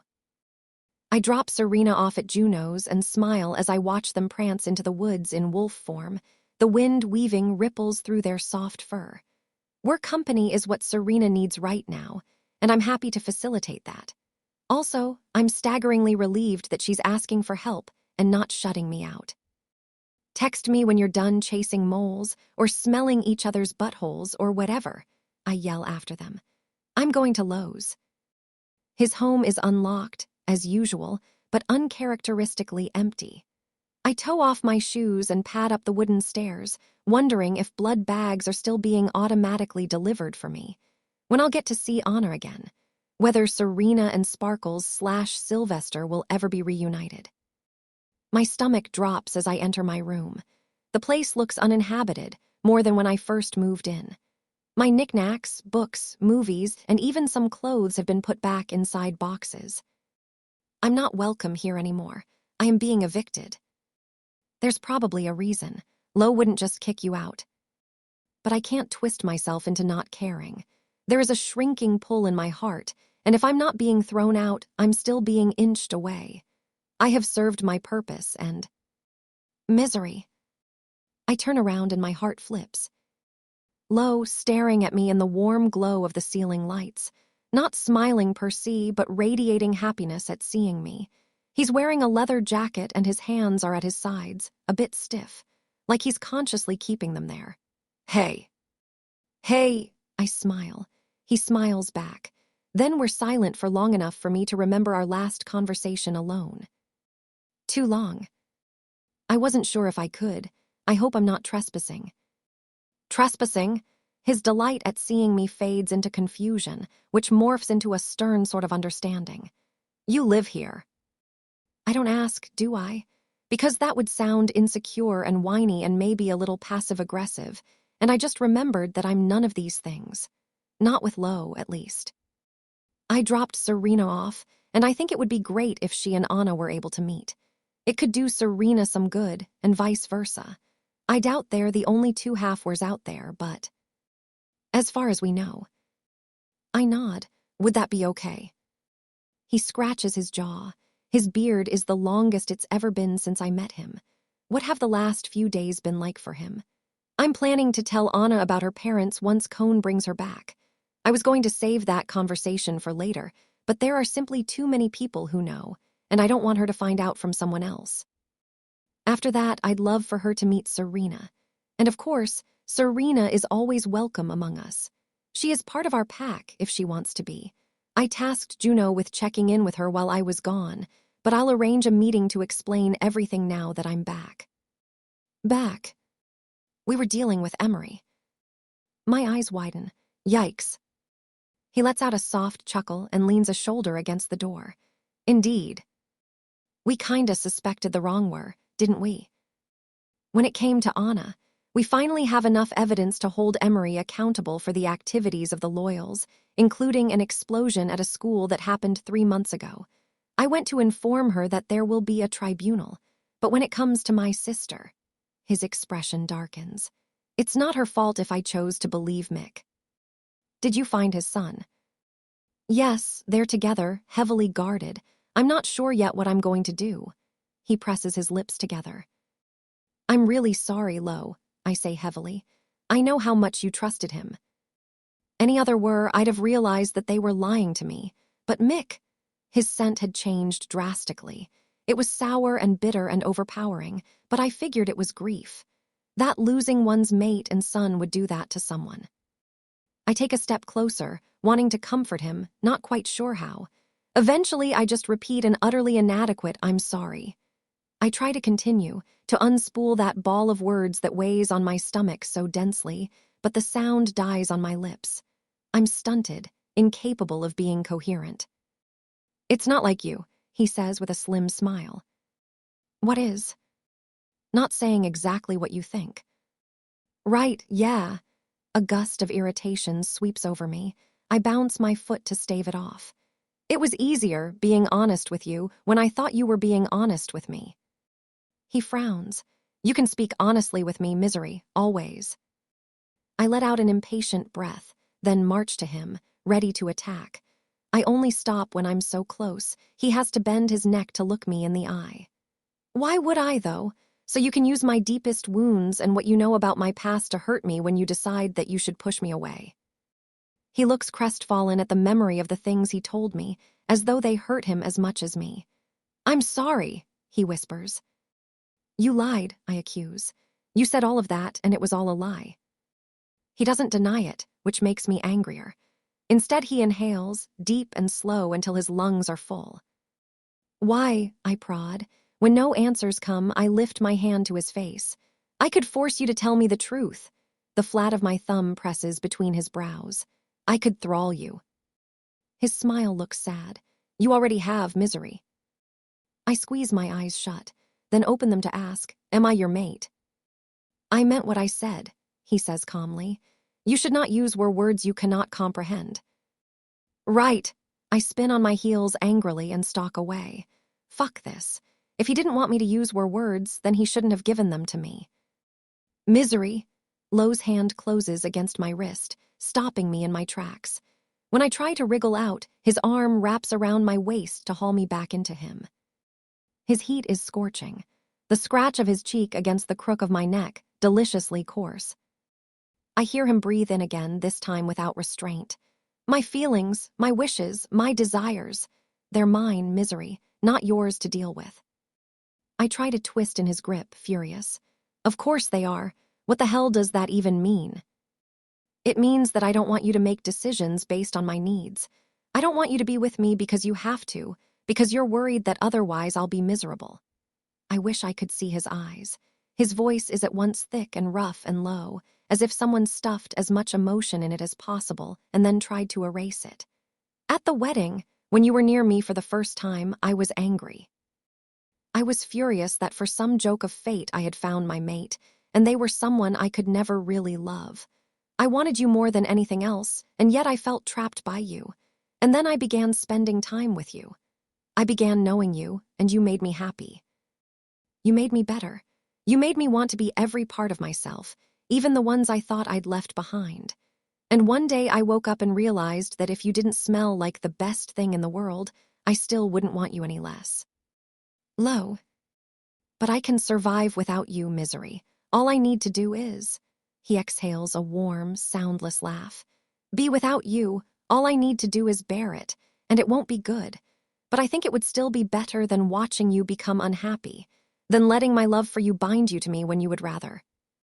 What about my love for you? I turn around in his arms, and this time he lets me. Can that bind me to you? Do I have your permission to reciprocate what you feel? His lips part. No, you don't get to be surprised about what I feel for you. Not when I've been nothing but honest about it, and you know what? My hands are starting to shake, and I fist them against his chest. No, if I want to be in love with my stupid husband, I'm going to be in love with my stupid husband, whether he wants to admit that he loves me back or not. And there's more. I'm going to be living here so you can unpack those boxes right now. I'm going to be in Anna's life, because she likes me and I somehow like her, okay? And I'm going to stick around We're territory because my best friend is one of you. And for once in my life, people have actually been pretty fucking nice to me. And I like living on a lake, and I wouldn't mind being the blood-sucking weirdo of this pack. And I could sputter my way through more threats, but he interrupts me. The windows, I'm changing them. How does that even? I saw the ones you have at the nest. Owen explained how they work. I wasn't moving you out, I just didn't want your stuff to get damaged. Oh, it doesn't compute. That's very thoughtful and expensive. He doesn't seem to care. Instead, his forehead comes down against mine, and his hand engulfs my cheek. His voice is a broken whisper. I'm afraid, Misery, I'm terrified. Of what? That there is no world, no scenario, no reality in which I'll gracefully allow you to leave me. That if I don't let you go now, 5 years, 5 months, 5 days down the line, I won't be able to. Every second I want you too much, and every second I'm on the verge of wanting you more. Every second is my last chance to do the decent thing, to let you live your life without taking up all of it. I tip my chin up to press my mouth to his.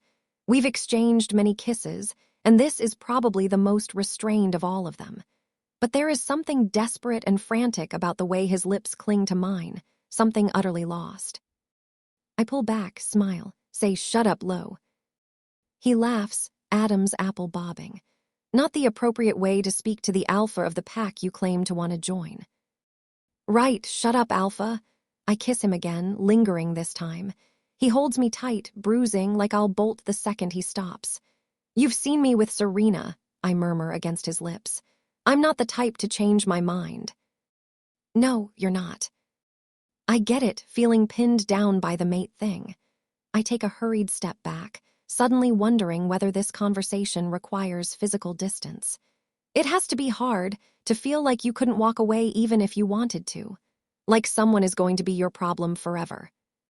He shakes his head, eyes burning into mine. You're not a problem, Misery, you're a privilege. My heart slows to a thud just as Lowe's picks up, 3 beats of his for every one of mine. Our bodies, screaming how different we are at the most basic, fundamental level. I don't care, though. He doesn't either. We'll try then. Isn't that what any relationship is in the end? Meeting someone and wanting to be with that person more than with anyone else and trying to make it work. And maybe I don't have the hardware, but the software is here, and I get to program it. Maybe you're not meant for me the way I'm meant for you, but I'm going to choose you anyway, over and over and over again. I don't need a special genetic permit to feel sure that you are my. I don't get to finish the sentence, because he's kissing me ravenously, like he's never going to stop, and I'm kissing him back in the same way. The intensity, this time, is spiked with relief. "You're here," he says against my neck, pushing me backward. It's not a question and not for me. His strong hands cup the back of my head and won't let me nod. "You're staying." I feel the matter settle inside him, the certainty of us. A different part of Lowe takes over, and he pushes me back into the wall. "Mate, my mate," he groans, like he hasn't allowed himself to think of the word in relation to himself before this moment. When he picks me up and carries me to the bed, the air rushes out of me.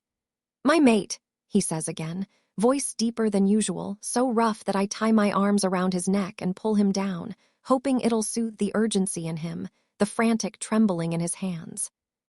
His breath is staggered in my hair, so I push against his broad shoulders until he flips us around. Then I'm the one setting the pace, with languid, savoring kisses, and that vibrant tension inside him slowly melts. I inhale the scent of his blood, heady and potent. "I love this," I say. "I love you." He sucks in an incredulous breath. Warmth crawls into my stomach, up my backbone. I pull off my shirt, and he follows me eagerly with his hands and his mouth. He nips at my collarbone, sucks at my nipples, nibbles at my breasts. With every touch, I feel like we're slowly being welded together, until he stops. His long fingers flex around my hips, impossibly tight, then go limp. When he pulls back to look at me, his lips are dark red, eyes stark and clear. "We might need to stop." I laugh, already out of breath. Is this another bout of alpha or guilt? "Misery," he stops, licks his lips. "I'm really wound up. We've been apart and you smell so damn good and you said some intoxicating things, like that you're here to stay, and I'm closer to the edge then." I laugh against the edge of his jaw. "Okay, before you devolve into more self-loathing, let me just say I'm going to drink your blood again. Okay, Lowe." He hisses a low fuck and nods eagerly. "And we're going to have sex." His hips press against mine, our breaths hitch. Okay, he repeats, suddenly determined, gathering his self-control. "I can stop. I'm going to stop when." "You're not going to stop." I kiss his cheek, tighten my arms around his neck, and then whisper in his ear. "When you're not happens, you're going to tie, hitch, bind. I will need a better vocabulary. Do that inside me." Lowe squeezes me to his chest. "If I hurt you, then you'll hurt me a bit. Like I hurt you when I feed from you, since I'm ripping your skin. And then after a few minutes it gets really good for me, and I think it does for you too." His only answer is a deep grunt. It seems involuntary, and I kiss his lower lip to avoid laughing. "It's going to be okay. If it's not, we'll talk about it. We are different species, but this is long-term, and we should be honest about our wants and needs, and it's clear that you want this and probably even need it." He closes his eyes, like he really does need it. "But most importantly, and the thing is, I want you to. It's different, I won't deny that, and maybe it won't work great, but the idea of it is kind of weird." Actually, I was going to say, my mouth is dry, hot. I see his pupils widen, and then it's a done deal. Lowe's self-control snaps, and I'm underneath him. My clothes come off with frenzied tugs, then his follow, and I remember the first time we did anything that approached this. His restrained hesitation in the bathtub.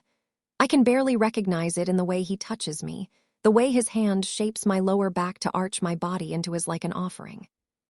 We both mean to ease into this, but he's harder than I thought and I'm wetter than he expected. It takes very little, just a few thrusts through my folds, but we're on the brink. The blunt head of his cock is bumping against my clit, and when he pulls back, it's caught against my entrance, ready to slide in. "You're so warm inside, so wet just for my knot."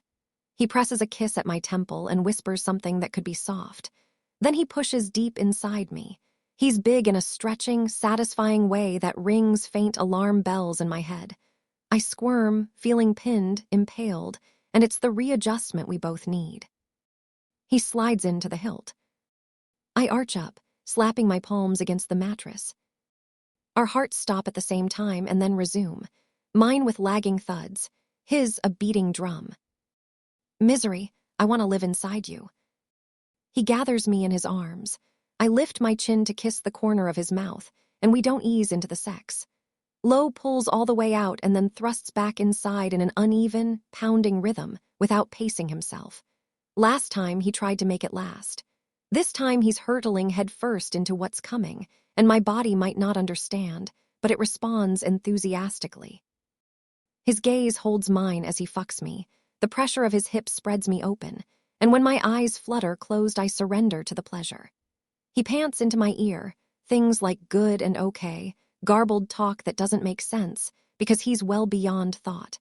My internal muscles tighten to keep him inside longer, squeezing around his cock, and that liquid heat I'm now familiar with climbs within me. And then something changes. Lo pumps once, twice, so hard that my hands slip over his sweaty shoulders. The crescendo of heavy breathing stops abruptly, and my eyes open. I expect to find him worried again, to have to reassure him, but his control has unraveled past that. He commands, "Eyes on mine," and there is no uncertainty in his voice, just the knowledge that this is how it's supposed to be. I cannot speak, so I nod.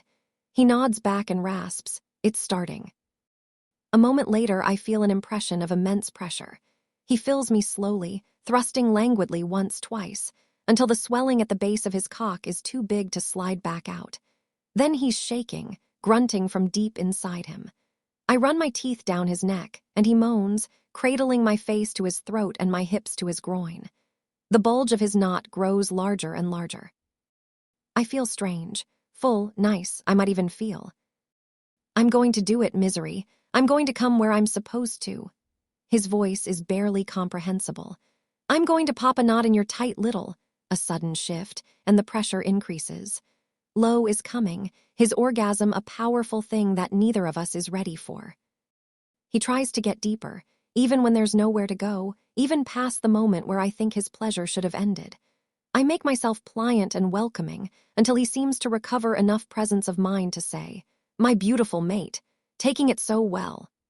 Another wave of pleasure crashes over him as he spurts inside me, and his neck strains back, eyes glazed. I circle my hips, testing, tugging, and find that he's lodged into me and we're tethered together, and yes, it feels good, I say, just on the edge of pain. But also I'm a being made of heat and sensation. My muscles twitch and he exhales, still shuddering inside me, the spasms of his climax contracting his big body. This is so good, It feels so nice. I need more contact, more friction. I need him to move even if he can't. I try to fuck myself over his knot, but there is no give. I try to squeeze around him, and Lo lets out a breathless laugh. He seems to recover himself from the days of his orgasm, just enough to shush me and reach between us. It takes so little, just a brush of his thumb, and then I'm coming, too. My eyes roll in the back of my head, and I've never felt anything so violently, madly, painfully good. Lo, I'm scared of how intense it is. But he lets out a wordless groan, bites my collarbone, and I know he feels exactly like I do, the pleasure brutal, pulsating, impossible to stop. "My beautiful mate, coming all over my knot. We're going to do this every day," he husks in my ear. "And when you're ready, I'll bite you where it counts. I'll leave a scar and I'll lick it every morning and every night. Okay." I nod. Wild, bottomless ecstasy pulses sweetly inside me. It works, I think, we work. But I don't bother saying it because it's obvious. Instead, I ask, what now?" He shudders and flips us until I'm draped on top of him. His hands shake slightly as he traces the swell of my back. His nails feel, no, I must be imagining. "Now!" He closes his eyes and arches his hips, as if trying to get deeper inside me. I'm not certain it works, but the knot drags beautifully against my walls. It rides an exquisite line between pleasure and pain and triggers more spasms on my end. Then on his. "Fuck," he mutters briefly. And once he can speak again, he growls, "Now everything is how it should be. I have you where I want you." "How long?" "I don't know." He kisses my temple. "A long time, I hope." "So, if I really needed to leave to make an important phone call." His grip tightens on my hips so suddenly, I nearly laugh. Lo moves down to my lips, kissing me deeply for a moment. "Are you sure it doesn't hurt?" "No, it's extraordinary, fantastic, oddly beautiful. I think I like worse sex." "Not worse sex." His eyes hold mine for a long beat. "Mate sex." I feel myself smile at the word. "Is this going to happen every time?" "I don't know," he repeats, hand coming up to push my sweaty strands back. "The way I feel, I can't imagine that it won't." "Because I stop when I notice his hand. Most of it is still in human form, but his nails are halfway to turning into claws. "Sorry," he says, sheepish. I watch him make a concerted effort to retract them, amazed by his body. The way it feels inside mine, the things it can do. I'm not as in control as I should be, it's all really new. Good, like nothing else ever. Is there something words usually do? Something I should be doing? He laughs in silent astonishment and shakes his head. "If there were, I wouldn't know. I wouldn't want it. You are perfect, and I..." His fingers slide between us, past the sweat of our bellies, making me twitch with more pleasure. My muscles flutter around him, and in response, I feel more liquid flood inside me. And when the new wave of pleasure is over, and I'm gasping on top of him, I realize that Lo is touching me where we're joined, where his cock has locked inside me, like he needs tactile proof that this is really happening.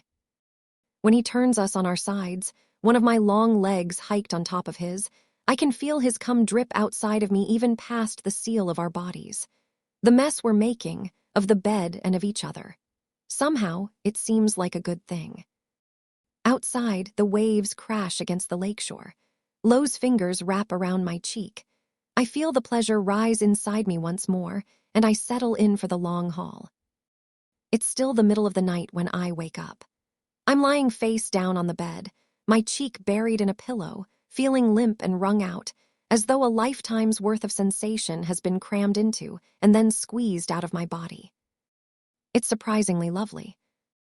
Lo is next to me, propped on one elbow, touching me all over in a way that seems half distracted, half compulsive, traveling the dip that joins my shoulder blades, following the round contours of my ass, combing his fingers through my hair and tracing the tip of my ear, cupping right between my legs, uncaring or maybe excited by the slick mess he left there, eager to push his spend back inside me. I let my eyelids flutter open and observe him observing every curve and angle and slope of my body, entranced by the entranced look in his eyes. He is focused, lost in the simple touch, and several minutes pass before he glances up at my face and finds me awake. His smile is at once reserved and hesitant and proud and luminous. I want him, I want this with him. So much, so forcefully, it's equal parts terrifying and soaring. "Hi." I smile back with fangs. How long did it take for it to? "About 30 minutes. He leans over to trail open-mouthed kisses across the line of my shoulder. His hand curves around my ass as he murmurs into my ear. "You did so good, misery. It can't have been easy, but you took me so well. Like you were made for it." Blood rushes to my cheeks. I shift, savoring the rich soreness within my body. "Considering how busy you are with Anna and your pack, we might have to schedule sex." It's meant as a joke, but he nods solemnly. "Pencil me into your calendar." "What about early Sunday mornings? Before 10 a.m. though, or I'm going to crash on you." "Fuck that. Save 2 hours every day." I laugh and stare at the green flush that lingers on his sharp cheekbones, marveling. Mine, I think, happy, covetous, greedy. It's a new feeling, belonging, owning. "Did I hurt you?" he asks softly, and I laugh once more. "Do I look like I hurt?" He hesitates. "It lasted a long time and it worked. Maybe it worked a little too well for me. I nearly blacked out for a while there, and I doubt I was at my most observant. No, I do not hurt, Lo. I hold his eyes and ask evenly, what about you? His look is withering, and I feel like laughing again. He and I together, the greatest thing of all time that never should have happened. Sir Rena might come looking for me, I say. I don't want her recently traumatized self to stumble upon an interspecies sex moment and get even more traumatized, so. She's half were and half human, Lo says. I watch him curiously until he continues to make his point. Unless a whole lot of hybrids pop out of the woodwork, she's only ever going to have interspecies relationships. Oh, I try to think through the implications of it, but I have to give up. My brain is mushy, mellow with remainders of pleasure and a loud sort of quiet and the scent of Lo's blood. Either way, I should shower. No, he commands brusquely in his alpha voice. His muscles coil like he's getting ready for a fight. Then he must realize the ridiculousness of his reaction because he scrunches his eyes shut, throat working. I tilt my head. You used to be okay with me taking baths. It's different. There is a lot going on. He points at his head, but then looks down at his body. A lot going on inside me, he means. I don't think I'm going to be able to let you out of my sight for a couple of days, or weeks. He sounds unapologetic and remorseful, a combination I did not think was possible. And right now, you smell like me. Like you wouldn't believe it, Misery. You smell like me from the inside, and every damn cell is screaming at me that making you that way is the best thing I've ever done in my life, maybe the only good thing, and I can't let you. Lo, I shift up to my elbows and lean forward to kiss him on the mouth, stopping the torrent of words. Will you come take a shower with me? I pull back and smile. That way, you can replace the scent right away, and you don't need to let me out of your sight. The tension instantly leaves his body. His eyes soften. That I can do. He carries me to his bathroom, and the warm jet of water soothes me as much as his hands following every drop's journey on my body. I close my eyes, tip my head back, and let him touch me in that compelled, absorbed manner that appears to be his new normal. He seems to have accepted this, us, effortlessly, unconditionally, but I cannot help but wonder. Lo, since I'm your mate, and since I don't really plan to, let go of you, you'll never be able to do this with a whir, I say without opening my eyes. You'll never get the hardware experience. His soapy palms lather my skin, lingering too long on my breasts. Any idea of doing any of this with a whir died the night I met you. I hear the dismissal in his words. What he adds is a murmur, more for himself than for me. There wouldn't be anyone else anyway. Even if you didn't want me, I couldn't. But the fact remains that I have way more limitations than you. Is it going to be weird that we're never going to go for a run in wolf form together? That we'll never take a walk in the sun, have a meal together. We'll even have to figure out a sleep schedule that fits for both of us. His thumb and forefinger close around my chin and raise it, gentle but determined, until I'm forced to meet his eyes. No, he simply says. It's a more potent reassurance than any long speech or vehement denial. Then he pushes a strand of hair behind my ears and leans forward to suck at one of those spots on my neck that seem to be his magnetic north. He hums and softly begins to scrape over it with his teeth. You can go ahead then, I tell him. He nips softly. Bite me if you want.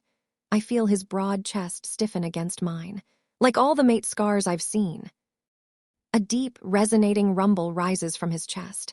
For a brief moment, his grip tightens on my waist almost painfully. Then he lets go, looking as though he's made of steel and restraint. No. If you think I'll change my mind.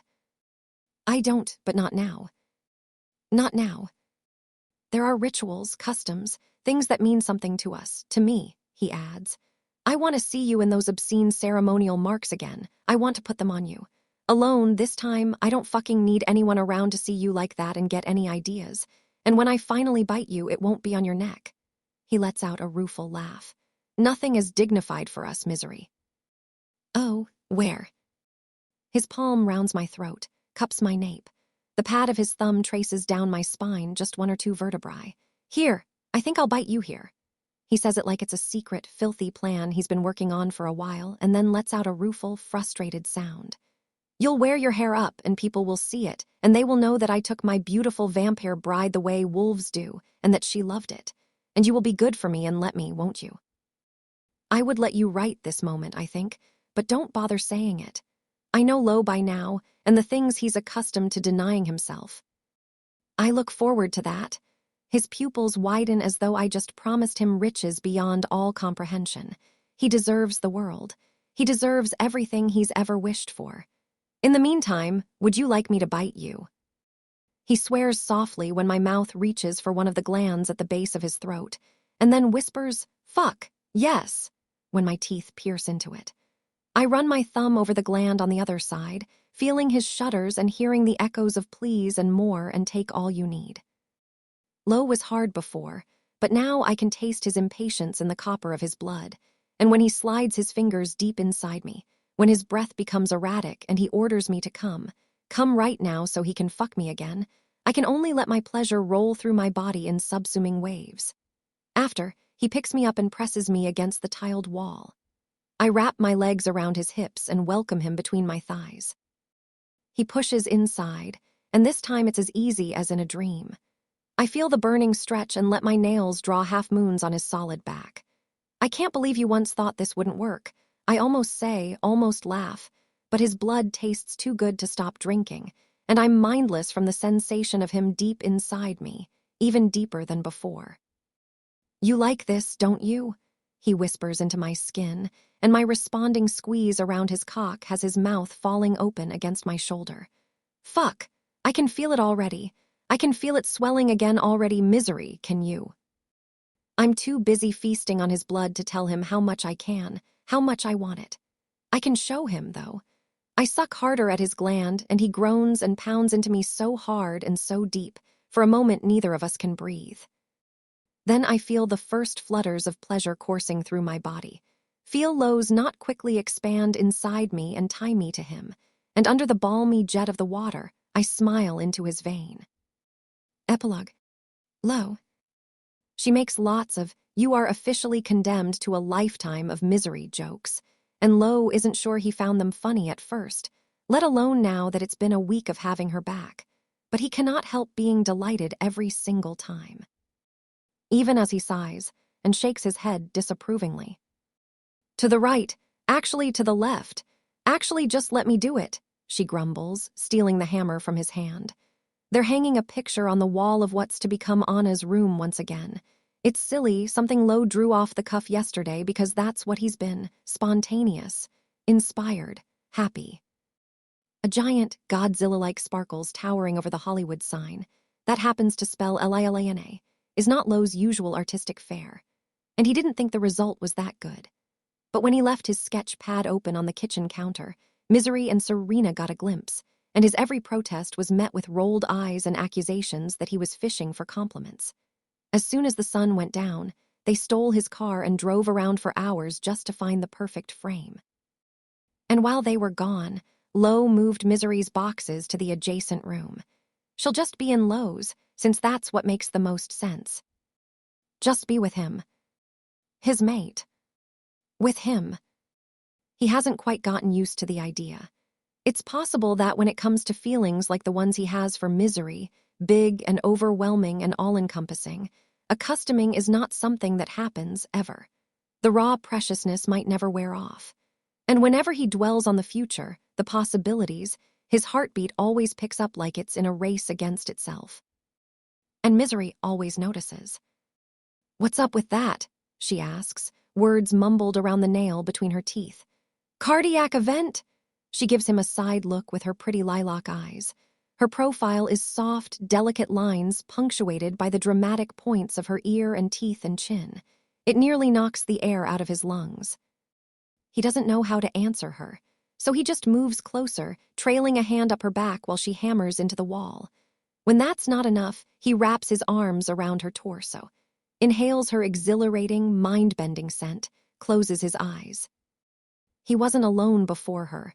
If someone had asked, he wouldn't have admitted to being unhappy.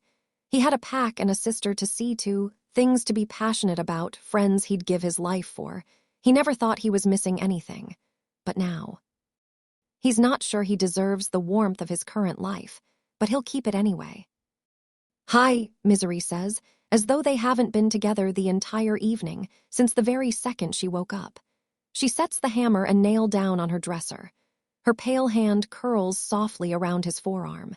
He feels deep, grounding happiness. "Hey," he says. She starts tracing letters into his skin, and he wants to tell her to slow down, to spell the words again. But then he picks up on an L, and a V, and a Y, and he thinks that maybe he can guess. "The pest has arrived," she whispers excitedly as a car pulls up the driveway under the window. Misery wriggles out of his hug, and Lo swallows a sullen grunt that he's not his mate's first and only preoccupation. Then he follows her downstairs. He hasn't seen Anna for over 2 weeks, but his sister barely gives him a perfunctory hug, too busy showing Myersey and her new friend Serena the new carrier Uncle Cone bought for Sparkles. Lo bites back a smile and walks outside just as his closest friend gets out of his car. "Thank you. I owe you one." Cone snorts. "Bro, you owe me 10, and not because of Anna." "What else?" Emery has been blowing up the family chat, among other things apparently. He shrugs at Lo's lifted eyebrow. "What? Too soon." Lo sighs and gestures him inside. "Come in. I'll catch you up on the shit of the past 10 days. Very excited to hear all about. One single step inside the house, and Cone halts as though he just walked into a pile of bricks. His palm reaches for the wall in search of support. "What the hell?" Lo stares at him with a frown. When no reply comes, he turns to study his friend. His body is vibrating ever so slightly. His pupils contract, like they often do when a whir is on the brink of shifting, and his eyes. Lo follows Cone's gaze. It's trained on a small figure crouched on the living room floor. She's currently scratching the chin of a purring Sparkles and murmuring apologies at him. "Serena." Cone's gaze remains there for a long time, as though captured, or maybe unwilling to let go. Well, well, well," he drawls. His voice is gruff, too deep. "I'm fucked, all right." Understanding immediately dawns on Lo. This, he thinks, is going to be an issue. Acknowledgements. "Guys, we're doing bullet points again. I would like to thank Adriana, Christina, and Lo for holding my hand at Comic-Con and encouraging me to write the slightly unhinged book of my heart. Publishing is scary, and I feel so lucky to have you. My agent, Thao, and my editor, Sarah, who didn't just let me write my naughty book, but fully embraced it. Neither of you know the real color of berries, but I love you anyways. Liz Sellers, the assistant editor of everyone's dreams, who always makes me feel like I'm in great hands. My publicists, Kristen Sipala and Tara O'Connor, for being super patient and for putting together the best tour. I deserve you guys less with each book, but I'm so glad I can talk about Taylor Swift with you. My marketers, Bridget O'Toole and Kim Selina, I a million thanks for everything that you do, everything you don't ask me to do, and everything you help me do by holding my hand. You're the best, so I won't steal your Illumicrate editions. Rita Frangi Bador and Vicky Chu, for designing the cover. I was so obnoxious for this one, and yet no one has come to my house to murder me yet. Thank you for your mercy, and of course Lilith, for being, as usual, the most talented illustrator to ever grace this plane of existence. Everyone at Berkeley.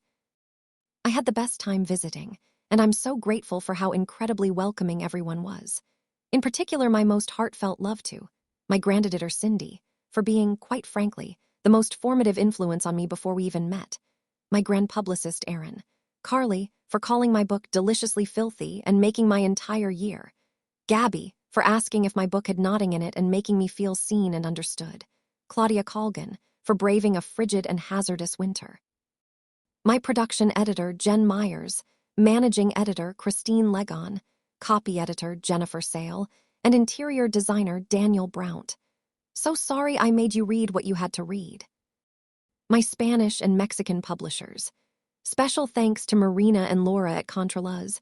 Gerardo, for the best dinner of my life, still talks about it every day. And Norma, I am so sorry about that thing. My author friends, my fandom friends, my SDLA friends, my Berkeley friends, my bookseller friends, my adoptive family friends, my friends. I'm a mess. Thank you for putting up with me. My sister, for being cool about stuff. AO3 and the Organization for Transformative Works, for my life and my sanity. My husband. We're now 5 books in, and I'm starting to owe some real, not backhanded insult why thanks to him, who will find out about them when his mother sends him a pic of the German edition. Thank you for agreeing to keep Southern European mealtimes, for cleaning the cat poopers when I'm on deadline, and for being proud of me even when I'm not. As usual, IYDIGKM. I would not like to thank Ticketmaster, Justin Murphy, of Out of the Attic Photography. Ali Hazelwood is the one New York Times best-selling author of Love, Theoretically, and The Love Hypothesis, as well as a writer of peer-reviewed articles about brain science, in which no one makes out and the ever-after is not always happy. Originally from Italy, she lived in Germany and Japan before moving to the US to pursue a PhD in neuroscience. When Ali is not at work, she can be found running, eating cake pops, or watching sci-fi movies with her 3 feline overlords and her slightly less feline husband. Visit Ali Hazelwood online. Ali Hazelwood, com. Ali Hazelwood. Ali Hazelwood. What's next on your reading list? Discover your next great read. Get personalized book pics and up-to-date news about this author. Sign up now. 146,080,8460.